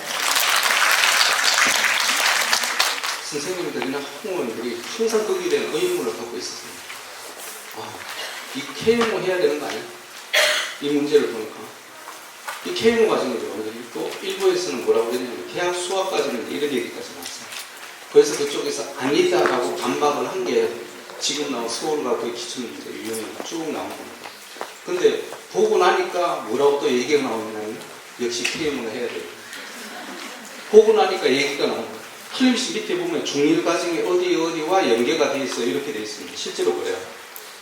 근데 중일만 맞추면 그러면 다 좀 풀 수 있나? 그래서 실험을 해봤어요. 그 중학교 다니는 학생들을 대상으로 해서 서울과학 문제를 줬습니다. 경기과학 문제를 줬어요. 그랬더니 애들이 학원에 안 가는 애들은 한 문제를 못 푸는 거예요. 근데 걔네들이 전부 수학을 잘하는 애들, 과학을 잘하는 애들이 한 문제를 못 푸는 거예요. 그럼 정부에서 말한 대로 중일과정, 중위과정, 중상과정 내신에 충실해서 열심히 수학과학을 풀었는데 왜 서울과학 문제를 못 풀어? 그럼 걔네들이 전부 우리가 말하는 일반적인 학생 범준가라고 보니까 아니다라는 잘하는 애가 있거든. 근데 걔들이 못 푸는 거예요. 그러니까 이게 현실과 이성이 서로 부딪히는 거예요. 과정의 범위는 틀림없이 중학교 과학 수학인데 문제를 보면 아닌 것 같다라고 느끼시는 거예요. 그럼 이 문제의 유형이 뭐야라고 보니까 이 경시 나왔던 거리하고 비슷해요. K모 어느 쪽에 나왔던 거하고 비슷해 이렇게 됩니다. 그래서 애들이 우리가 완전히 모든 것을 다 독파해서 심화까지 가게 되면 사실은 중일 과정에 하는 애들도 다 풀 수가 있겠지만 실제로 우리가 그렇게 못 가잖아요. 그러다 보니까 어디까지 가서 심화한 애들이 그 문제의 유형에 익숙해질 수밖에 없다라는 거예요. 예를 들면 아까 그 심화 문제가 나왔는데 미국 교과서에서 어떤 문제가 나왔냐면 이게 중학교 걔네들 3학년 과정일 거예요. 9학년인가 뭐 그랬어요. 김연아 선수가 피겨를 타고 3회전 하는 방식이 사진으로 나왔어요. 이게 과학, 수학, 융합 문제예요. 그렇게 될 때 어머님들 잘 아시겠지만 피겨 가기 위해 딱 쓰잖아요. 그죠? 평행으로 가지 않고 이렇게 서게 되죠. 스핀을 주게 되는 거예요. 이게 삼각함수인 거죠. 그럼 이걸 했을 때 어떤 식으로 옳은 마찰하고 개수가 나와서 스핀을 3회전 하는데 걸리는 시간이 어떻게 되냐 이런 식의 문제였어요. 그럼 이런 식의 문제가 우리가 말하는 서울과거형의 문제예요. 그러면 서울과거형의 문제에 우리가 사교육을 안 하고 그 다음에 KMO 선행 심화를 안 하려면 학교 시험 문제가 그렇게 나오거든요. 그죠? 학교 심화 문제가 그런 식으로 나와버리면 애들이 거기에 대해서 자동적으로 사고를 하게 돼요. 근데 우리나라의 수학이나 영어나 과학이나 마찬가지인데 그런 식으로 머리 쓰는 문제가 나오냐는 거죠. 우리나라는 절대 안 나옵니다. 절대 안 나오는데 이게 왜 그러냐면 수능하고 연계가 있어요. 그래서 어머님들이 이제 일반고로 가야 돼, 아니면 전문 자사고로 가야 돼, 과고로 가야 돼 이렇게 말씀을 하시잖아요. 수능에 적합하려면 사실은 일반고가 정답일 수가 있습니다. 왜냐하면 전부 내신이 그런 형이 맞춰져 있어요. 그런데 통목고나 전국 자사고를 가면 시험 문제도 그렇고 수행을 통해서 얘들이 사고를 하게끔 만들어요. 근데 전국고 자사고로 통목고에서 보니까 이걸 1학년 때부터 갑자기 들어가니까 애들이 적응을 못합니다. 적응을 못합니다. 그럼 우리가 예를 들면 하나고나 민사고에서 학생들을 받았는데 애들이 그런 유형에 적응을 못해. 그럼 다시 교육을 시켜야 되나? 교육 안 시키니까 그죠. 그럼 제일 간단한 방법이 뭐냐면 그런 유형에 익숙해져 있는 학생을 선발하면 되는 거예요. 그런 유형에 익숙해져 있는 애들을 선발하면 되잖아요. 그래서 보니까 라인이 어떻게 나오냐면 지금 조금 시간이 후반됐기 때문에 제가 간략하게 대략적인 오늘 말씀드리고 미리 말씀드리는데 간략하게 말씀드리자면 이공계 쪽에 제일 끝에 라인이 어디냐를 보셔야 돼요. 이공계의 제일 끝 라인이 어딜까? 서울대, 카이스트, 포스텍이거든요. 그럼 그 세 개 학교의 초점이 뭐냐? 연구학교입니다. 그러니까 예를 들어 학부 중심이 아니고 대학원 중심으로 가는 거예요. 그 학교의 특징은. 그러면 대학원의 특징이 뭐냐면 논문을 쓰는 거잖아요. 논문을 쓰려면 애가 연구에 대해서 사고력이 심화가 되어 있어야 돼요. 그러면 선발 기준이 거기에 맞춰져 있는 거죠. 이 3개 학교는 무조건 거기에 맞춰져 있어요. 학부 중심 대학이 아니라 대학원 중심 대학이었어요. 그럼 그런 쪽이 많이 보내는 고등학교가 어딜까라고 역으로 추적을 해보면 하나고가 나오고 민사가 나오고 상사는 별개예요. 상사는 수능인들에서 의대를 갖고 있잖아요. 그 나머지 학교가 리스트에 올라옵니다. 그럼 그 나머지 학교에 들어가기 위해서 우리는 뭘 해야 될까 이렇게 보거든요. 다시 역으로 가면. 그러면 가고 서울가고나 그 다음에 한성가고 세종가고 공통문제가 그런 식으로 나오는 거예요. 그럼 거기에 익숙해져 있는 애들이 어느 학교 가서 적응을 잘하냐면 제가 말씀드렸던 하나 외대보고 민사 이런 쪽에 가면 적응을 잘 하게 돼 있어요. 그럼 그쪽에서는 어느 학교를 잘 보내냐면 서울공대, 카이스트, 포스텍을 잘 가게 돼 있어요. 그러니까 어머님들이 지금 일반고 뭐 고민을 많이 하시는데요. 제가 보기에는 수능을 가겠다 그러면 가야 되는데 오늘 아침 그다음 어제 이제 발표가 됐는데 김상국 교육감이 뭐라고 말씀을 하시냐면 교육부총리죠. 이제 수능을 2회에서 3회를 보겠대요. 이게 굉장히 좋은 얘기입니다. 올해 포항 그 지역에서 지진이 나는 바람에 포항 학생들의 털빛이 평균점이 떨어졌을 거예요. 그죠? 다른 지역보다 불안감이 더 갔으니까 시험을 보면서도 조마조마했을 겁니다. 이러다가 또 지진 나면 어떡해? 근데 그게 포항 지역이니까 다행스럽게도 전부 연기를 다 시켰어요. 그런데 그게 우리 집에서만 지진이 일어났다고 생각을 했어요. 예를 들면 전날 밤에. 전날 밤에 나 혼자만 복통을 걸린 거예요. 그럼 나 혼자만 자연재해를 당한 걸 하소연할 데가 없어요. 그럼 나 혼자 1년 후에 시험을 다시 봐야 돼요. 그러니까 이게 수능의 맹점이거든요. 3년 동안 열심히 공부했는데 딱 한 번으로 끝나버리는 거죠. 근데 미국의 SAT는 7번을 보잖아요. 근데 7번을 보는데 이게 고등학교 1학년 때부터 다 볼 수가 있잖아요. 그럼 고1부터 고3까지 기준으로 하면 내가 21번을 볼 수가 있는 거예요. SAT 시험은 이론적으로. 우리는 딱 중고 다 합해서 딱 한 번 봅니다. 딱 한 번. 그러니까 이게 너무 불합리하니까 김성훈 부총리가 드디어 얘기를 했어요. 아, 우리도 미국식으로 바꿔야 됩니다. 그럼 우리가 모든 게 미국식으로 쫓아가는 거예요. 그럼 미국식 SAT와 우리나라 수능의 근본적인 차이점은 뭐냐면 상대평가 개념. SAT는 상대평가 개념이 없어요. 그죠? SAT 만점을 맞으면 얘가 1등급이고 하나가 틀리면 2등급이고 이런 게 없어요. 절대 점수가 그냥 나와버리잖아요. 2400점 만점에 2000점이다 이런 식으로 나와버리는 거잖아요. 우리나라가 만약 수능을 2회, 3회를 본다면 제일 먼저 전제해야 될 게 지금의 상대평가 제도가 없어져요. 그럼 상대평가 제도가 없어지면 어떻게 될까? 수능이 상대평가가 아니고 전부 절대 과목으로 간다. 지금 내년에 어떻게 될지 모르겠지만 만약 수능을 2, 3회 하고 싶다 그러면 상대평가를 하면 절대로 안 됩니다. 절대평가를 다 바꿔야 돼요. 그럼 예를 들어서 아직도 의학계열에서는 45%가 수능으로 선발이 돼요. 그럼 45%가 수능으로 선발되는데 그런 식으로 하면 올해 영어 절대평가에서 1등급이 나오는 학생들이 있고 90점 이상자가 예초 6에서 7%일 거라고 생각을 했는데 10%가 넘었어요. 그럼 10%가 넘었단 말은 뭐냐면 60만 명이 59만 명이 시험을 쳤는데 10%는 5만 9천 명이에요. 그럼 5만 9천 명이면 학교를 어디까지 갈 수 있냐면 서울 시내 15개 대학까지 가는 거예요. 15개 대학까지가 영어 성적이 똑같은 거예요. 그러니까 예를 들어 서울대하고 국민대하고 성적이 똑같은 거예요. 그럼 어떻게 뽑아야 돼요? 그래서 대학에서 생각하는 게 뭐냐면 면접을 도입해야 되겠다. 정시에서도 면접을 도입해야 되겠다. 지금 서울대는 정시 100% 수능으로 뽑습니다. 딴 거 없거든요. 그러면 이게 전부 상대평가가 된 거야. 서울대 오는 애들이나 국민대 가는 애들이나 영어 성적이 똑같은 거예요. 학교에서 보면 답답하잖아요. 그럼 어떻게 해야 될까? 신청 면접을 통해서 애들을 걸러야 되겠다. 정시에서. 그럼 이게 수시하고 정시하고 차이가 뭐가 있는 거죠? 없잖아요. 그럼 이게 미국식으로 가는 거예요. 미국이 어떤 식으로 되냐면 매해 우리식으로 말하면 거기 9월 학기 시작하는 쪽이 많으니까 3월에서 6월 사이에 얼리 애플리케이션을 받습니다. 우리식으로 말하면 조기 선발을 합니다. 그게 우리나라 개념이 수시거든요. 그럼 걔네들이 7, 8월부터 받는 우리식으로 말하면 일반적인 선생님이 또 다르겠어요. 제가 보기에는 앞으로 우리나라가 미국식 체제를 쫓아간다면 수시 정시의 개념이 아니고요. 내가 진짜 영재야.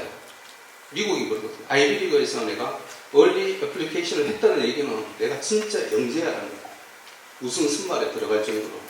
왜냐하면 그때까지의 업적이 딴 학생들이 6개월 더 하는 것보다 더 뛰어나다는 거예요. 우리도 그런 식으로 하게 됩니다.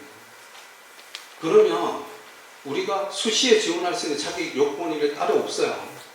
따로 없습니다. 그럼 뭐가 자격 요건이냐면 내가 그 기간 동안에 3학년 1학기가 아니라 2학년 2학기까지 한 활동이 굉장히 눈부시게 나와야 됩니다. 근데 그게 내 혼자 할 수 있는 게 뭐냐면 경시하고 외부 수상 실적입니다. 근데 그걸 우리나라에서 막아버렸어요. 미국의 특이한 점이 뭐냐면 외부 수상 실적 다 기재가 나옵니다. 다 쓸 수 있어요. 근데 우리나라는 못 쓰게 막았어요. 그런데 내가 영재성이 있다는 걸 뭘로 표현을 할 수 있을까요? 그리고 학교에서는 그걸 뭘 기준을 잡을 수 있을까요? 고등학교 자체입니다. 고등학교 자체. 고등학교 자체를 보고 평가를 하는 거죠. 왜? 고등학교에서 선발을 하는 학교가 있고 못하는 학교가 있고 그 다음에 선발하는 학교 중에서 선발 방법이 조금씩 틀리고 그 다음에 학교에서 수시 프로그램 돌리는 게 다 틀려요. 그게 나오는 게 고교 프로파일링입니다. 대학에서는 절대 부정합니다. 고교 프로파일링 해서 우리가 참고 자료를 쓸 뿐이지 실제로는 절대 점수화하지 않는다. 뭐 점수화하지 않으면 모릅니까? 하나고 프로그램하고 강서고등학교 프로그램하고 틀리다는 걸 누구나 다 알고 있어요. 그러면 강서고등학교에서 심화 수학을 들은 학생하고 하나고에서 심화 수학을 들은 가제학습 들은 학생하고 똑같이 취급을 해야 되거든요. 여기에 다점이 들어가는 것은 결국은 그 학교 시스템을 볼 수밖에 없어요. 여기에 똑같은 방식으로 지금 내려가고 있습니다. 어디? 고등학교 쪽으로. 하나고에서 생각하는 게 뭐냐면 이제 문과이과 영역이 내년부터는 없어진다고 생각합니다. 그래서 문과이과 영역에서 이게 없어지는 게 중요한 것은 얘가 수학 문제를 하나 더 풀 수 있다 없다는 자기네들이 감별을 못해요.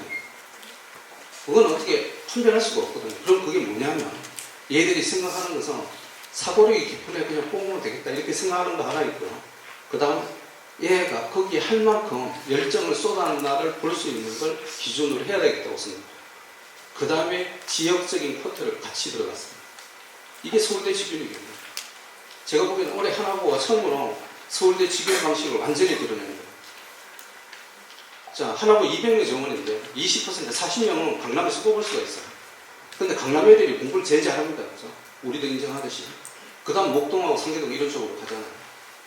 근데 더 뽑고 싶지만 민사고는 실제적으로 50% 60% 이상이 강남 플러스 목동이에요. 따지고 보면. 그런데 그쪽도 그렇게 뽑고 싶지만 못 뽑아요. 그럼 어떻게 해야 돼요? 그래 쿼터 강남 쪽에 20% 뽑아라 했으니까 뽑고 쿼터 채워지면 80%를 뽑아야 되는데 그 중에서 랜덤으로 섞기 시작합니다.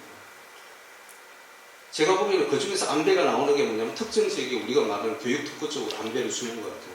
근데 뭐 이게 맞는지 안 틀리는지 모르겠지만 근데 제일 중요한 기재에 깔린 건 뭐냐면 월천 중이든 모금 중이든 상관없이 공통적으로 걔네들이 잡는 기준이 뭐냐면 얘는 이 학교에서 최상위권이라야 돼. 예전에 이게 뭐였어요? 예전에 하나고가 내신으로 따지면 10% 애들이 들어갔어요. 첫 해에는 18% 학생이 합격을 했습니다. 근데 그 경우의 수가 계속 줄어요. 계속 줄어요. 그래서 지금은 어느 식으로 고차가 되냐면 거의 최상 2.5% 내외의 성적을 가진 애들이 거의 하나고에 합격하고요. 비목동 쪽으로 가면 전교에서 1등 아니면 2등입니다. 딱 걔네들만 합격을 해요.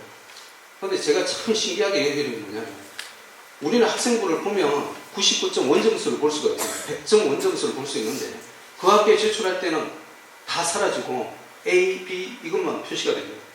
근데 어떻게 하나고에서 귀신같이 얘가 평균이 내신 과목이 99점이라는 걸 알 수 있을까?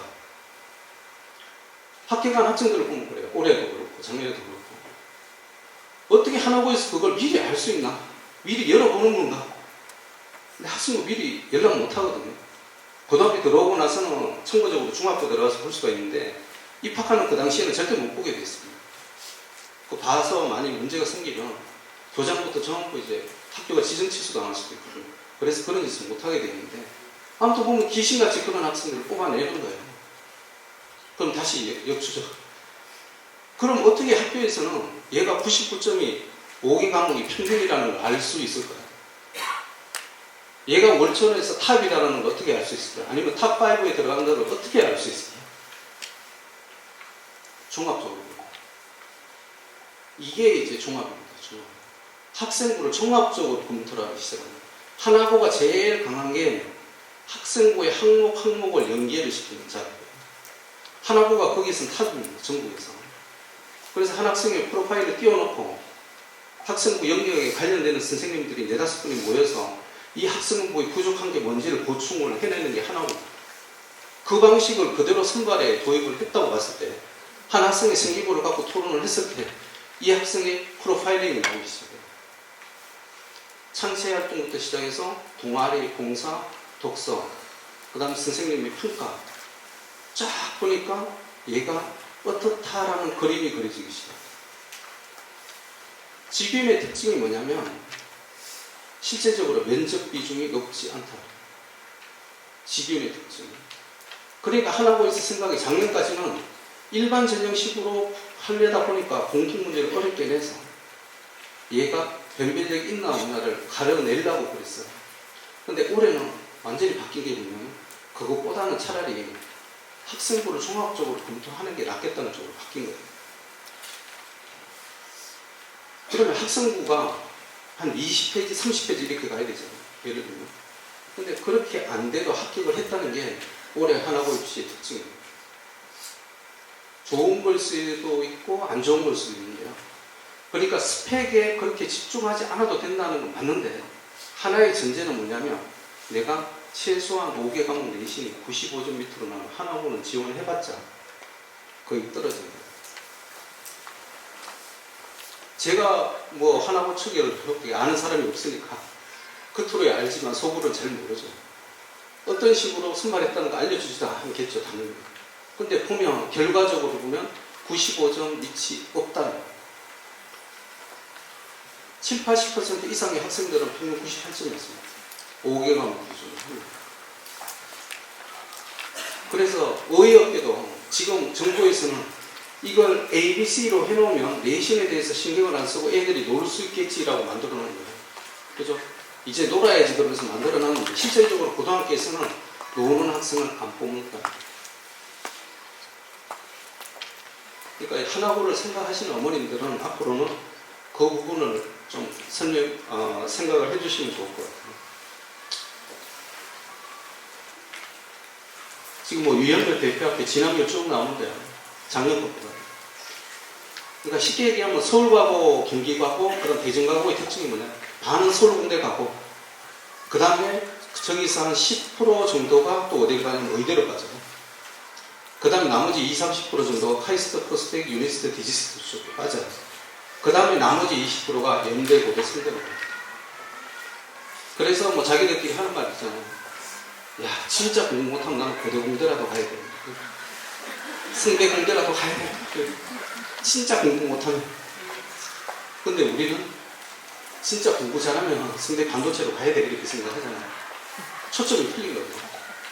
근데 이제 여기서 나온 게 뭐냐면 삼성고, 하나고 뭐 이런 쪽인데 지금 이쪽은 어디를 목을 매냐면 실제적으로 카이스트, 코스텍보다는 실제적인 게 모든 게 서울대 쪽으로 맞춰져 있다.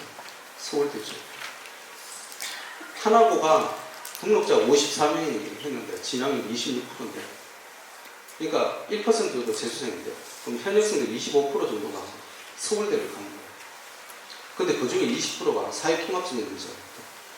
그럼 그걸 빼고 나면 실제적으로 35% 정도가 서울대를 가는 거예요. 대원외고도 그렇습니다. 3분의 1 정도가 크게 보면 서울대를 간다 이렇게 생각하십니다. 만약 어머님들이 우리 애가 어딜 갔으면 좋겠어 했을 때 1순위가 서울대라면 이들 학교를 가는 게 사실은 맞는 방법이다. 올해 이제 1차 합격자인데요. 하나고가 1등으로 올라왔습니다. 거기 초점을 맞춰서 열심히 하다 보니까 학생 수면에서 1등을 받죠. 외대 부분은 49명이 이제 비공개적으로 이제 나온 거라서 제가 확인을 못 해드리겠고요. 나머지는 거의 확인된 숫자입니다. 이 빨간색을 보시면 대일, 민사, 포철, 명덕, 성산, 그 다음에 인천하는, 김천, 분주하는 전부 정보권 자사고로 그 서울대 수시를 가고 싶으면 이쪽으로 가는 게 그래도 정답일 수 있겠다는 생각을 들게 만듭니다. 유감스럽게도 목동 지역은 별로 없죠. 뭐 그래도 작년보다 선방한 거 아닌가 이런 생각이 들고. 근데 서울 외고가 전학간 미달이 됐어요. 서울 외고는 학교 내부의 사정이 굉장히 복잡해서 저도 서울 외고는 가급적이 가지 말라고 얘기해요. 집에 바로 옆에다 좀 생각해 볼 수 있는데 안 그러면 그럼 웬만하면 가지 말지. 학교가 시끄러우면 애들도 머릿속이 복잡해져요. 그래서 이제 그냥 깔끔하게 명덕을 가든가 대일을 가든가 그러라고 그러는데, 대일이 굉장히 학생들을 이렇게 비교를 해보면 대일이나 명덕이 똑같거든요. 뭐 들어가는 학생들 여기는 목동 쪽에서 많이 가고 대일은 상계 중교 쪽에서 많이 가는데, 희한하게 대일 쪽이 항상 진학 실적이 서울대가 좋아요. 항상 그래요. 그래서 명덕에서 아주 미친다고 그러는데 왜 이럴까?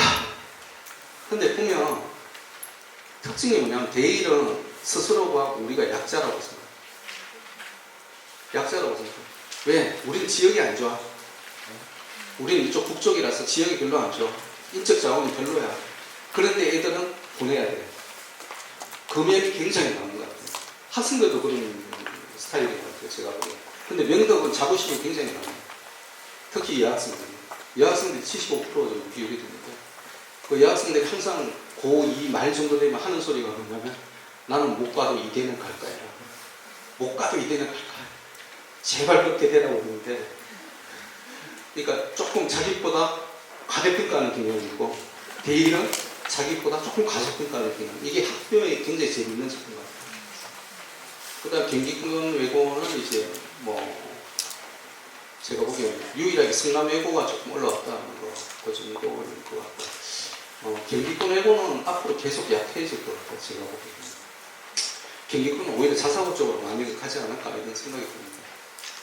그 다음에 이건 작년 겁니다. 올해는 경쟁률 1.5에 붙었기 때문에 1.5배수를 뽑기 때문에 실제적으로 거의 영향을 안 줬어요. 그러니까 이걸 작년 걸 그대로 대입하시면 여기 안에 있는 애들은 다 들어왔다 라고 생각하시면 될 것 같아요.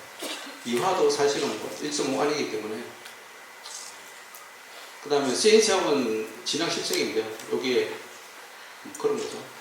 외대 후보가 많이 붙었어요. 올해 특징적으로. 민사는 작년하고 크게 차이 2명, 3명, 13, 12명. 거기서 왔다 갔다 하고. 하나고도 14에서 13 이렇게 되는데, 하나고가 특징적으로 하면 제가 말씀드렸는데 내신 성적 우수한 애들이 많이 붙었어요. 그 다음 김천고, 한일고 이런 추세를 봤습니다. 그래서 전국은 자사고가 과거하고 다 포함하니까 이거 57명이에요. 그 다음에 외고는 많이 갔죠.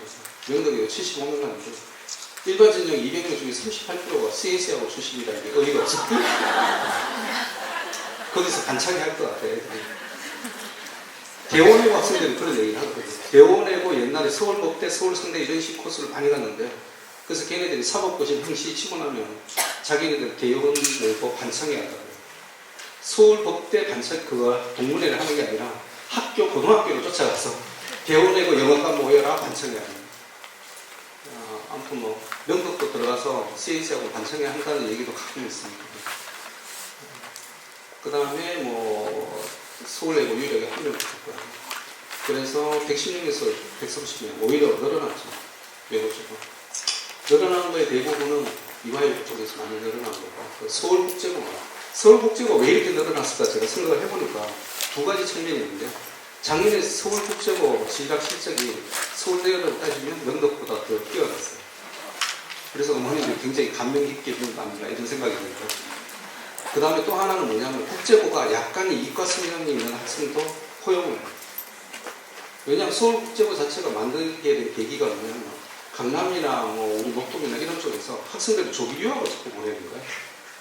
중학교, 고등학교에서. 왜 보냈나 했더니 거기 가서 차라리 아이비 가는 게 낫다 이런 건데, 그래서 정부에서 보니까 돈이 너무 아까운 거예요. 왜 유학을 보내지? 그냥 우리 쪽에서 해. 그래서 해외 유학도 같이 생각하면서 만난 학교가 국제학교 시스템으로 만든 게 서울국제고예요. 근데 여러분이 이제 뭐 해외 주제를 하다 보면 잘 아시겠지만 미국계 국제학교나 영국계 국제학교에서 문과, 이과 차별이 있나요? 없습니다. 똑같잖아요.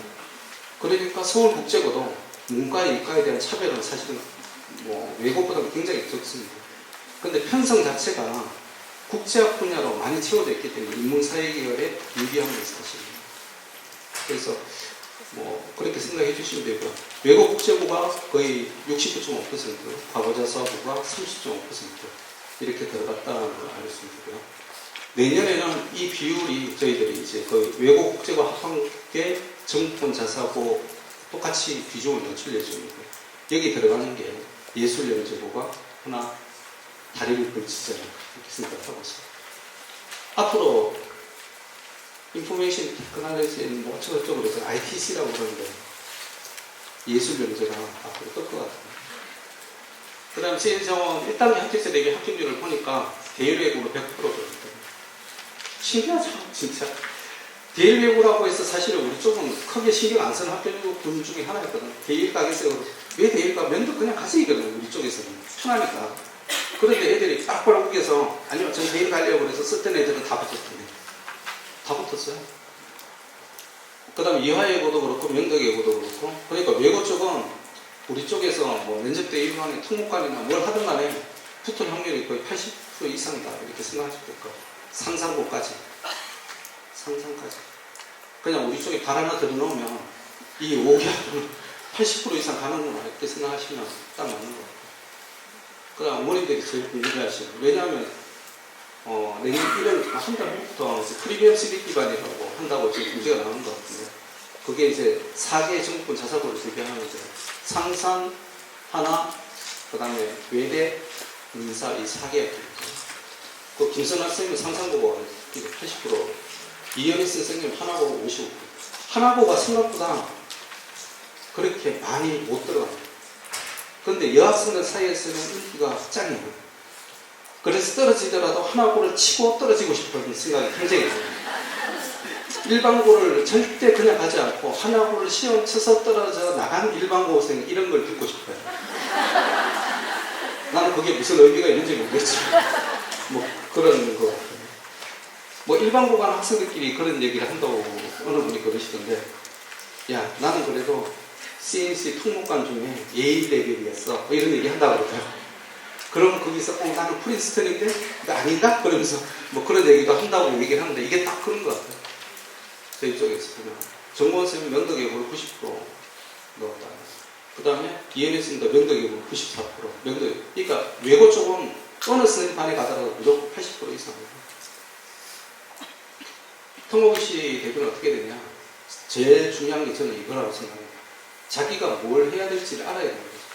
근데 이제 다중지명검사만 해서 딱 나오면 좋은데 이게 변한다는 겁니다. 조금씩 변하거든요. 그래서 이제 대학 홈페이지를 많이 보셨으면 좋겠어요. 지금은 이제부터 시작합니다.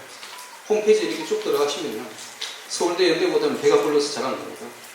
그 기타 대학을 쭉 가시면 어떤 식으로 나오냐면 중고생 대상, 진로 체험 교실 뭐 이런 것들이 있어요.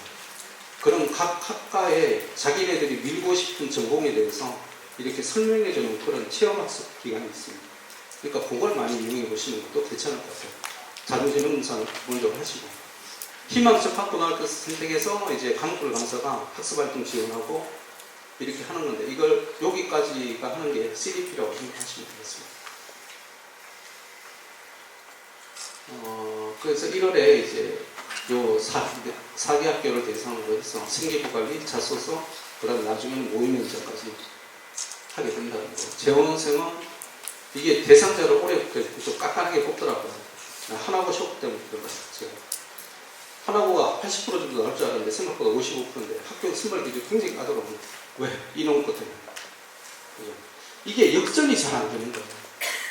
그러니까 우리가 보기에 우리는 원점수를 보니까 한 92점, 93점 이렇게 되는 학생들 중에서 굉장히 수학과학을 잘하거나 아니 인문사회 분야에 탁월한 재능을 가진 학생이 있는데 잘 안 뽑아줘요. 희한하더라고요. 그게 옛날에는 이 하나고에서 전형적으로 뽑는 방법이었거든요. 그런 애들은 무조건 열에 한 두세 명 정도를 뽑아줬는데 이게 그게 없어졌어요. 거의 안 뽑아주려는 그런, 이게 내년에 또 어떻게 변할지 모르겠지만 제가 보기에는 아무튼 하나고 스타일이 좀 바뀌었으니까 저희들도 학교 내신을 볼 수밖에 없는 거고요. 그 다음에 인수 테스트. 왜냐하면 내신이 안 좋으면 면접 대입하면서 암만 해봤자 떨어져요.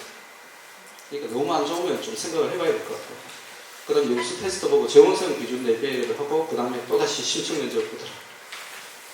이렇게 해서 상상과 하나고 못 가면 굉장히 열받겠죠.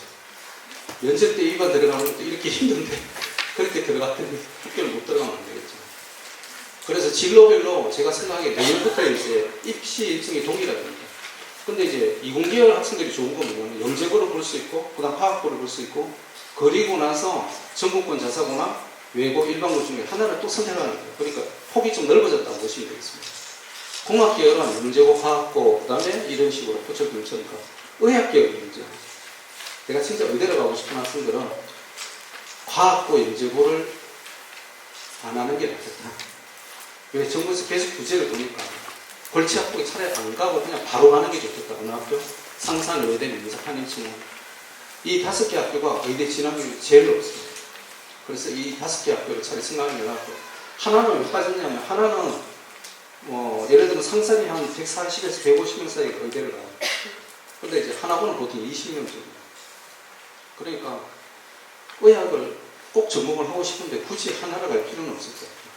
못 간다는 건 아닌데 거기에 적합한 프로그램 자체는 외대나 민사 쪽이 더 많을 수도 있다고. 인문사회 분야는 하나거나 외대부거나 외고를 가도 똑같습니다. 제가 보기에는 크게 다를 거 없는 것 같아요. 특히나 올해 같으면 하나고가 문과에 대해서 조금 이제 적대적이었는데 그걸 풀었어요. 단 얘가 사고력이 뛰어나야 됩니다. 전제 하나 딱 깔았는데 그래서 풀었기 때문에 하나고를 가도 괜찮을 것 같다는 생각을 합니다. 과학고의 특징, 수학과학에 집중을 하는 거죠. 요게 조금 더 외연이 넓어진 게 예술영재고예요. 그 다음에 수학과학 플러스 집중 심화를 하는 게 이제 완전 영재고, 이렇게 보시면 크게 문제가 없어요. 앞으로는 ICT라고 얘기를 하죠. 창의융합 ITC인데 ICT로 돼요. 인포메이션 테크놀로지 커뮤니케이션이 많이 그렇고요. 이런 쪽에 적합한 학교가 어디냐면 공학 쪽에 적합한 학교는 저는 화학고와 서울과구라고 보고요. 그 다음에 예술영재가 이런 쪽에 창의력을 많이 키워주는 프로그램을 많이 활용을 하더라 하는 쪽. 근데 이게 보시면 알겠지만 빅데이터, 그 다음에 그다음 클라우드 이런 쪽이 이게 생각보다 문과 영역에 걸쳐져 있어요. 창의력 쪽이. 그래서 제가 보기에는 조금 수학에 대해서 관심 있는 학생들도 수학과를 조금 끌어당기면 오히려 이런 쪽으로는 굉장히 진학하고 나서 유망할 수 있겠거든요.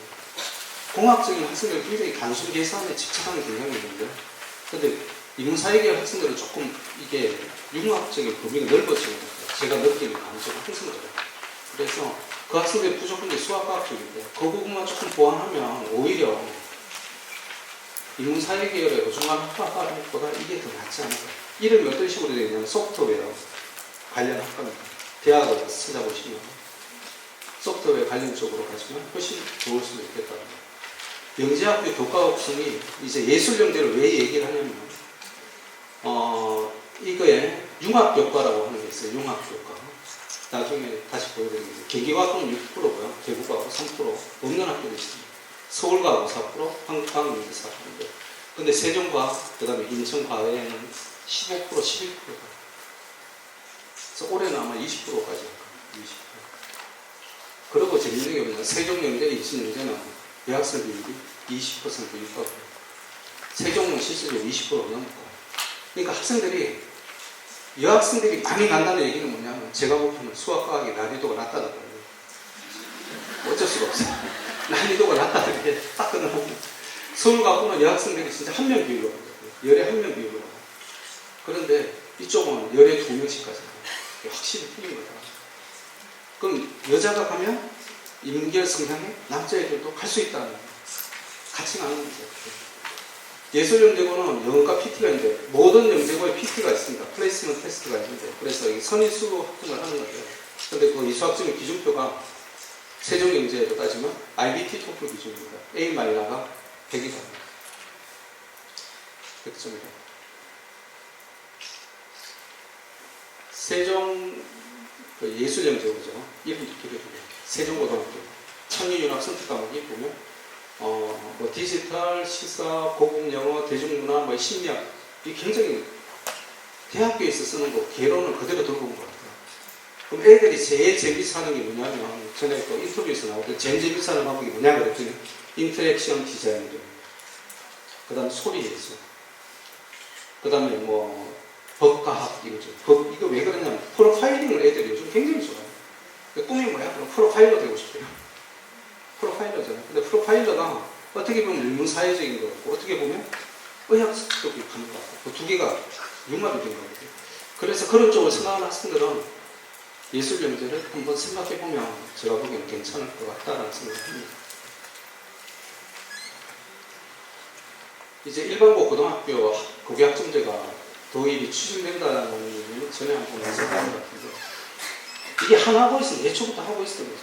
그래서 아마 하나고 방식을 뽑을 확률이 많아요. 그럼 어떻게 되냐면 무학년 무계열 졸업학점이 있어요. 이런 식으로 하는 거예요. 지금 하나고에서 하고 있는 시스템 그대로. 그 다음에 교과를, 프로세스를 많이 본다. 과정을 많이 보게 됩니다. 결과를 보게 될 수 있고. 그럼 뭐냐면 절대평가화돼야 돼요. 그런 식으로 되죠. 근데 하나고 학생들이 왜 서울대를 많이 가냐면, 예를 들면 내가 심화 영어를 들었어요. 근데 하나고는 특징적인 게 뭐냐면 영어 못하는 애들이 거의 안 들어와요. 민사고의 특징이 뭐냐면 수학과를 아무리 잘해도 영어를 못하면 안 뽑아요. 이 두 개 학교의 특징이 딱 그렇거든요. 그래서 얘네들이 원서 수업을 많이 들어가게 되거든요. 예술영재도 원서 수업이 있습니다. 그래서 이제 들어가게 되면 어떻게 되냐면 영어와 SAP, AP는 당연히 영어로 수업을 하게 되는데, 이 영어로 수업하게 되는 것의 장점이 뭐냐면 외국의 최신 학문을 빨리 받아들일 수 있다. 번역본까지 기다릴 필요가 없다. 그래서 상호교류가 굉장히 활발하게 일어날 수 있다. 그 다음에 이걸 하게 되면 항상 기본 전제가 깔리는 게 성적평가가 절대평가가 돼야 됩니다. 예를 들면 물투를 하는 거예요. 겁이 나서 물투 수업 들을 수 있을까요? 못 듣습니다. 수능도 물투 선택 안 하려고 그러잖아요. 그런데 대학에서는 물투 듣는 애들을 선호를 해요. 수학 과제학습 들은 애들을 선호를 해요. 근데 수학 과제학습 수업에 들어가면 애들이 수학을 너무 잘하는 거예요. 그런데 일반고에서 인원수가 적어요. 한 10명 정도 들어요. 예를 들면. 그랬는데 내가 거기서 5등을 했어. 그럼 5등급이에요. 그럼 5등급을 가지고 어느 학교를 갈 수 있을까? 애들이 못 가는 거죠. 그 수업에. 그럼 이걸 없앨 수 있는 방법이 뭐냐면 그냥 절대평가화 시키는 거예요. 그래, 90점 이상은 다 1등을 줄게. 그럼 축제사자 해서 90점 이상만 받으면 딴 애들이 100점을 받든 99점을 받든 나 90점 이상만 받으면 그냥 1등급이 나오는 거잖아. 그럼 갈 수가 있거든요. 그래서 하나고가 이 수업이 굉장히 프리해. 왜? 서울대에서 인정을 해줘요. 하나고에서 심화 수업 교과목을 들어갔는데, 영미문학의 이해라는 걸 들어갔는데 얘가 100명 중에서 50등을 한 거예요. 오케이입니다. 전혀 문제가 없어요. 심리학 개론이라는 것을 원어 수업을 했는데 내가 이공계열이에요. 근데 내가 장래 소프트웨어 전공을 하고 싶어요. 그래서 관련이 있을 것 같아서 들었어요. 근데 내가 영어를 잘 못해. 딴 애들. 그래서 내가 거기서 60%가 나왔어. 하위 60%. 그래서 내가 6등급이 나왔어요. 이러면. 그럼 서울대에서 야, 너 이거 진짜 못했으니까 너는 무조건 탈락이야 라고 안 시킨다. 왜? 하나보니까. 하나보니까. 그런 게 있는 거거든요. 그러니까 정부에서 그걸 모르겠습니까? 저도 알고 있는 상황인데 그럼 똑같이 만들어줘야 돼요. 그럼 어떻게 돼요? 고등학교 내신을 전기평가 시켜야 돼요. 고교 학점제가 도입이 되는 성결제입니다. 안 그러면 이 좋은 교과목을 내신 때문에 겁이 나서 못 듣게 되는 거예요. 이게 이제 어머님들이 내년에 혹시나 내후년에 일반고를 진학을 하시면 일반 스택, 진로 선택 10만원 이렇게 돼 있거든요. 이걸 참고를 하시면 됩니다. 자, 경제학과, 경제전문가 쪽은 어떻게 되냐면 수원 심화를 들어야 된다는 게 필수적인 코스예요. 왜? 경제에서는 확통을 떠나서 경제적인 구조를 수리적으로 풀어야 돼요. 그래서 실제로는 이과 수학이 능력입니다. 그래서 이 심화를 못하면 경제학과 진학하는 데 굉장히 힘듭니다. 이게 들어가요. 최종적으로. 당연히 영어, 독해, 미적분, 국제경제 다 들어가죠. 이게 원어는 수업을 한다는 문제죠. 그 다음에 의대 가는 애들 코스를 어떤 식으로 잡았냐면 얘들은 4단위가 다닐 수가 없잖아요. 근데 보시면 60% 이상이 인문계가 없어요. 이게 의학의 특성입니다.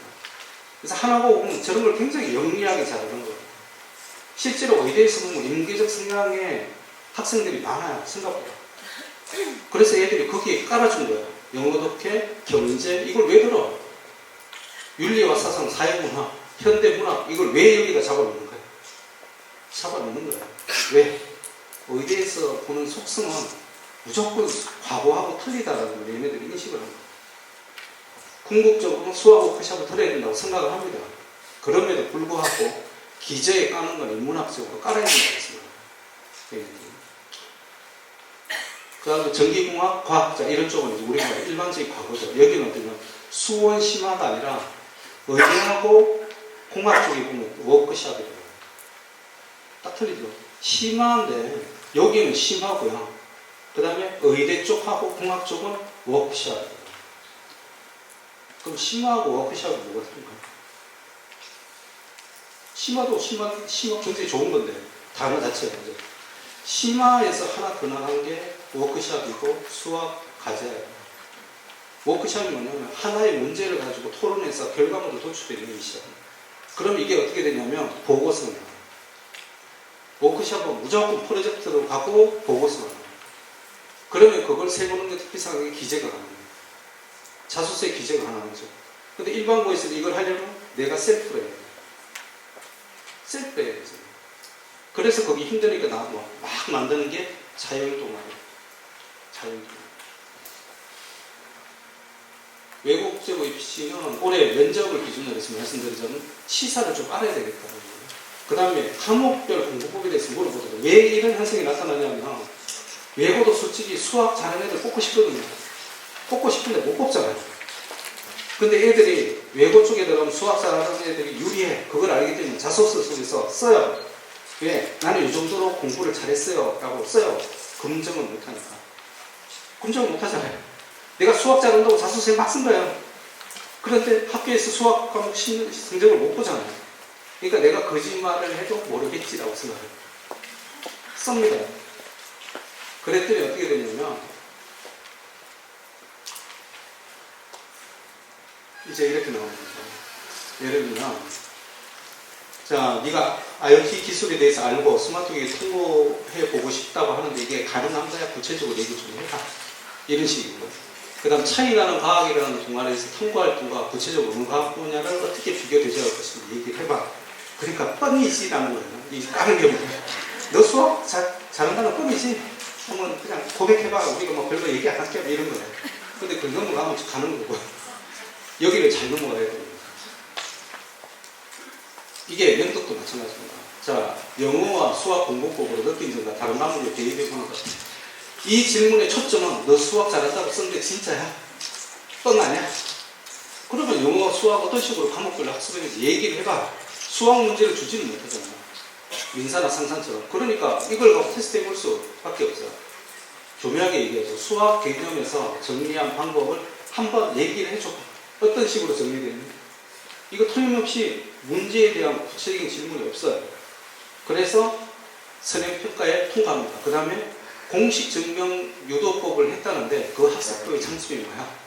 그럼 신뢰를 들어야 돼요. 그죠? 피타고라스 정리를 사용해서 뭐 어떤 문제를 풀었다. 그 얘기가 나와야 되는 거죠. 제가 하고 싶은 말씀은 뭐냐면 외고는 이게 유아외고까지 전부 공통적으로 이런 질문 형태가 나와요. 자소서에 애들이 많이 썼다는 얘기고요. 그 다음에 붙은 학생들은 여기에 대해서 대답을 했다는 얘기예요. 그러니까 자소서에 수학과 어떤 식으로든지 나는 잘할 수 있다는 걸 쓰는 건 굉장히 중요한 것 중에 하나인 것 같아요. 틀림없이 중요한데요. 물어봐서 통과를 해야 돼요. 거기에 대한 건 내가 대답을 할 수 있어야 돼요. 서울국정과 마찬가지입니다. 수학은 개념 이해를 중심으로 공부했다고 하는데 구체적인 사례를 제시해봐.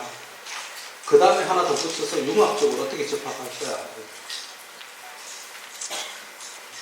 여기에서 애가 못했다. 그러고 포기구나. 그래서 그렇게 가는 겁니다. 이화여고도 마찬가지죠. 이화여고는 주로 영어 쪽을 많이 물었는데 영어가 네 부분으로 나눠져 있는데 어떻게 공부했고 추천 방법이 뭐야? 얘기해봐. 얘기를 해줘야 됩니다. 얘기해보라는 거예요. 그 다음에 민사고는 수학, 영어가 거의 키를 잡고 있는 것 같아요. 과학은 당연히 이제 자연계열로 들어간 애들은 과학을 선택하니까 해야 되고요. 독서와 비판적 사고력이 굉장히 중요하고 올해 나왔던 문제를 말씀을 해드리겠습니다. 영어 같으면 굉장히 쉽게 나왔어요. 오늘 있었던 일을 영어로 얘기해 보세요. 그 다음 독해 문제를 줬어요. 대신에 독해 문제를 줬어요. 그 다음에 수학은 정리문제 여러 개를 가지고 문제를 만들어 봐라. 그리고 8문항 외의 문제를 가지고 심화위로 푸는 문제가 됐어요. 그 다음에 뭐 국어 같은 정규형, 흥수, 수필, 다듬은 항상 요거는 거의 전형적인 거예요. 민사고 쪽에서는 국어 쪽에서는 거의 전형적으로 제시문 2개가 나오고요. 문학적으로 그 다음에 질문하고 창의력을 테스트를 해봅니다. 하나고가 제일 재밌었어요. 올해. 진짜 하나고가 올해 입시 키가 아니라 다른 학교들은 거의 지금까지 해왔던 방식에서 크게 벗어나지를 않았습니다. 외대 국어가 살짝 벗어났고요. 하나고가 제일 극적으로 벗어납니다. 제가 보기에는. 보니까 융합성형 어디 있는데 통목과 영어 상위 레벨이 다 합격해요. 이 밑으로는 거의 합격 못했다. 왜? 제가 보기에는 그래요. 프린스턴 레벨 이상이 돼야 우리 학원 쪽에서 보면 인문학적인 관련 책을 읽고 토론을 합니다. 그 레벨 밑으로는 토플 형태 이런 식으로 합니다. 토플 형태와 그다음 이게 틀린 게 뭐냐면 토플 형태의 교재를 갖고 그냥 계속 공부한다는 얘기는 토플에 있는 내용만 가지고 소화를 시키는 거예요. 그런데 프린스턴, 예일, 하버드 0.1은 뭐냐면 그 범위를 넘어간다는 거예요. 그래서 사회과학부터 시작해서 천체 물리학까지 간다는 거예요. 3시간인가? 4시간 넘게 하고 주 1회만. 그 다음 무크 클래스라고 있어요. 숙제 부담을 덜어주고 인문사회부터 자연과학까지 주제별로 토론학습 위주로 해서 참고 수준을 읽어 내려가는 그런 쪽 반이 무크 클래스라고 있어요. 그쪽을 이용해 주시면 하버드는 거의 민사고과는 연결 통용입니다.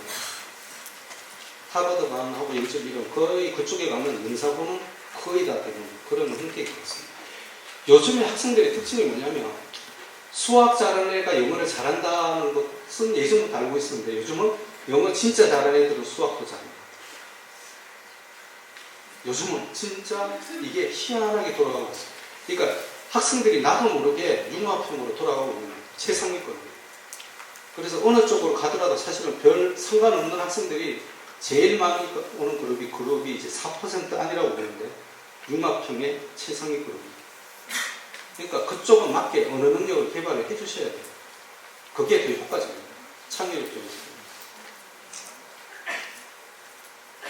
하나고 개별 문제 보니까 이렇게 나왔어요. 자소서를 보니까 수학 공부를 엄청 좋아한다고 했는데 그래도 수학의 인문학적인 요소와 결합한 내용을 설명을 해봐.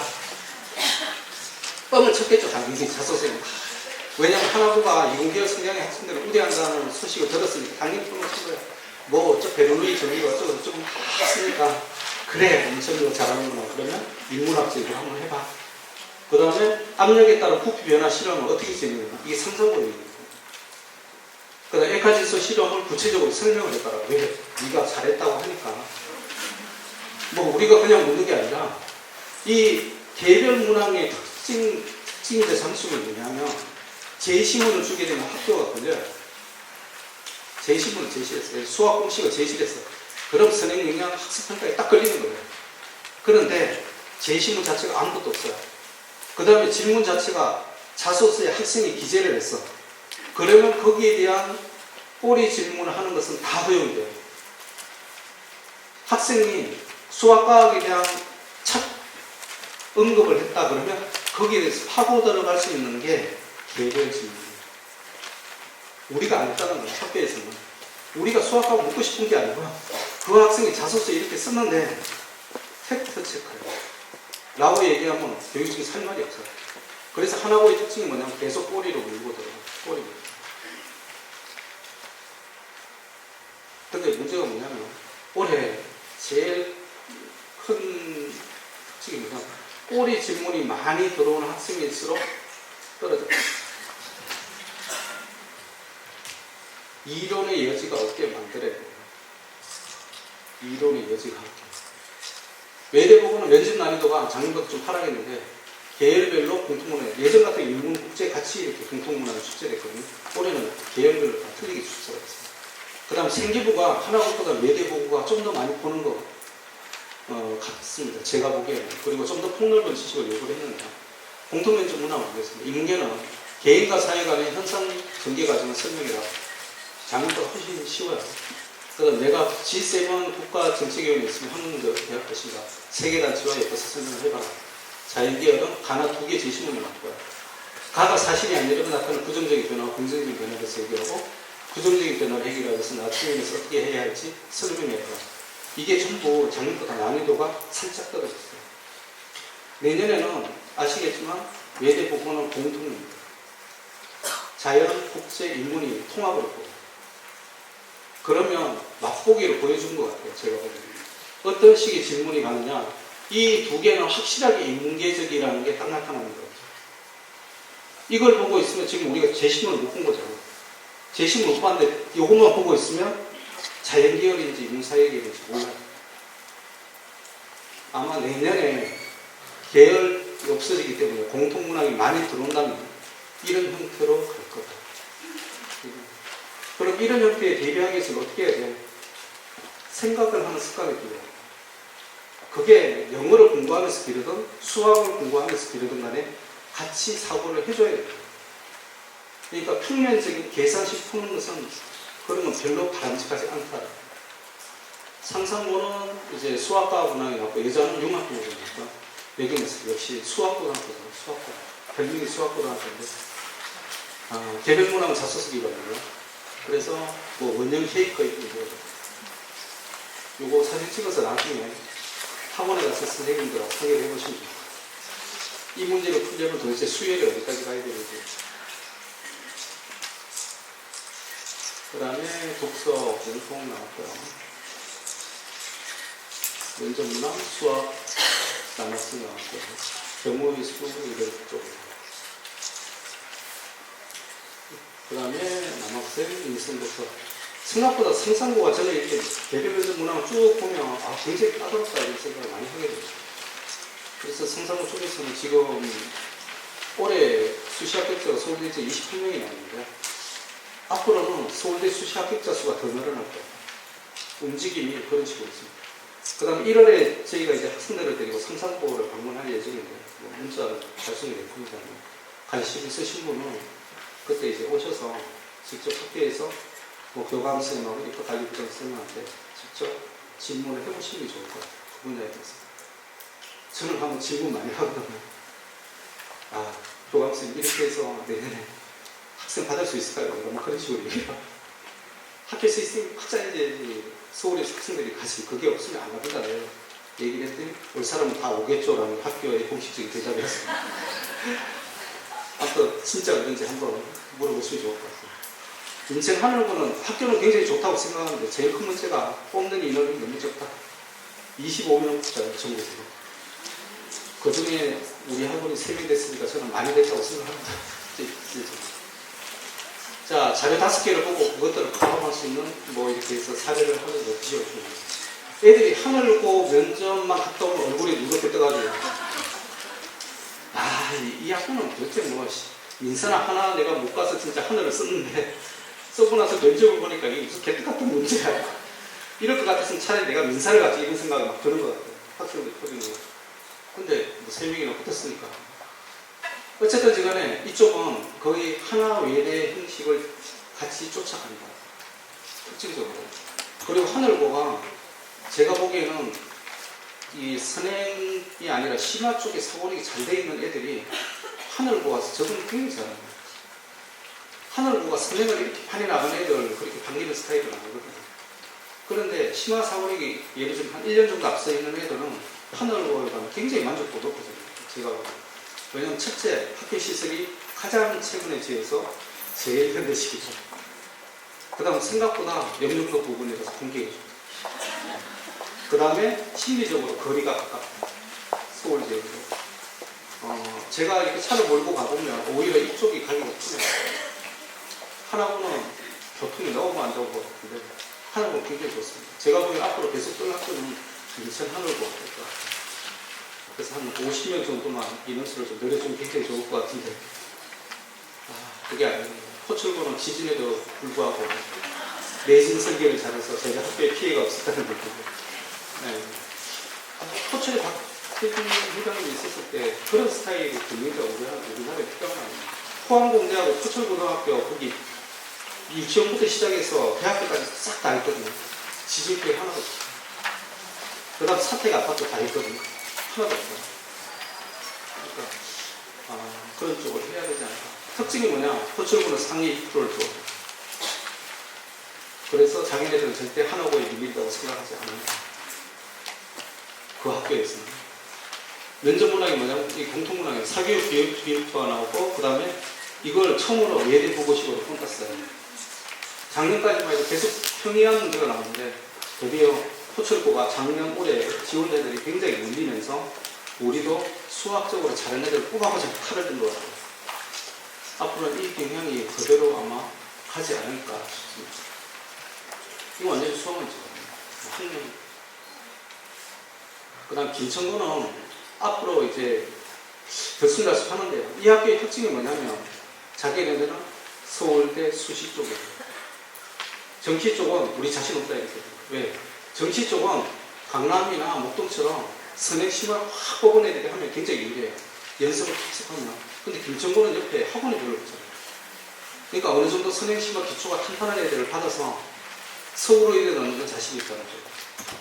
그래서 김천구도 굉장히 매력적인 학교니까 올해 이제 북일고보다 김천구가 많이 올랐어요. 지하거래 내용을 넣는 거고요. 그 다음에 피타고라스, 유클리드, 뉴턴, 보일, 뉴턴, 다윈, 아인슈타인 중에서 많기도 하죠. 3명을 골라서 2가지 조건에 맞게 설명을 해보세요. 전부 다 외대국어 형태, 하나고 형태로 다 흘러가는 거죠. 면접 형태 형태가.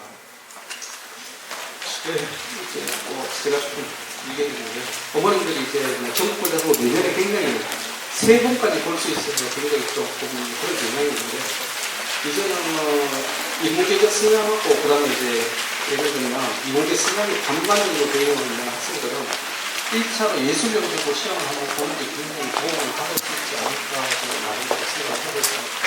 네, 추억에 많이 받으셔서 감사합니다.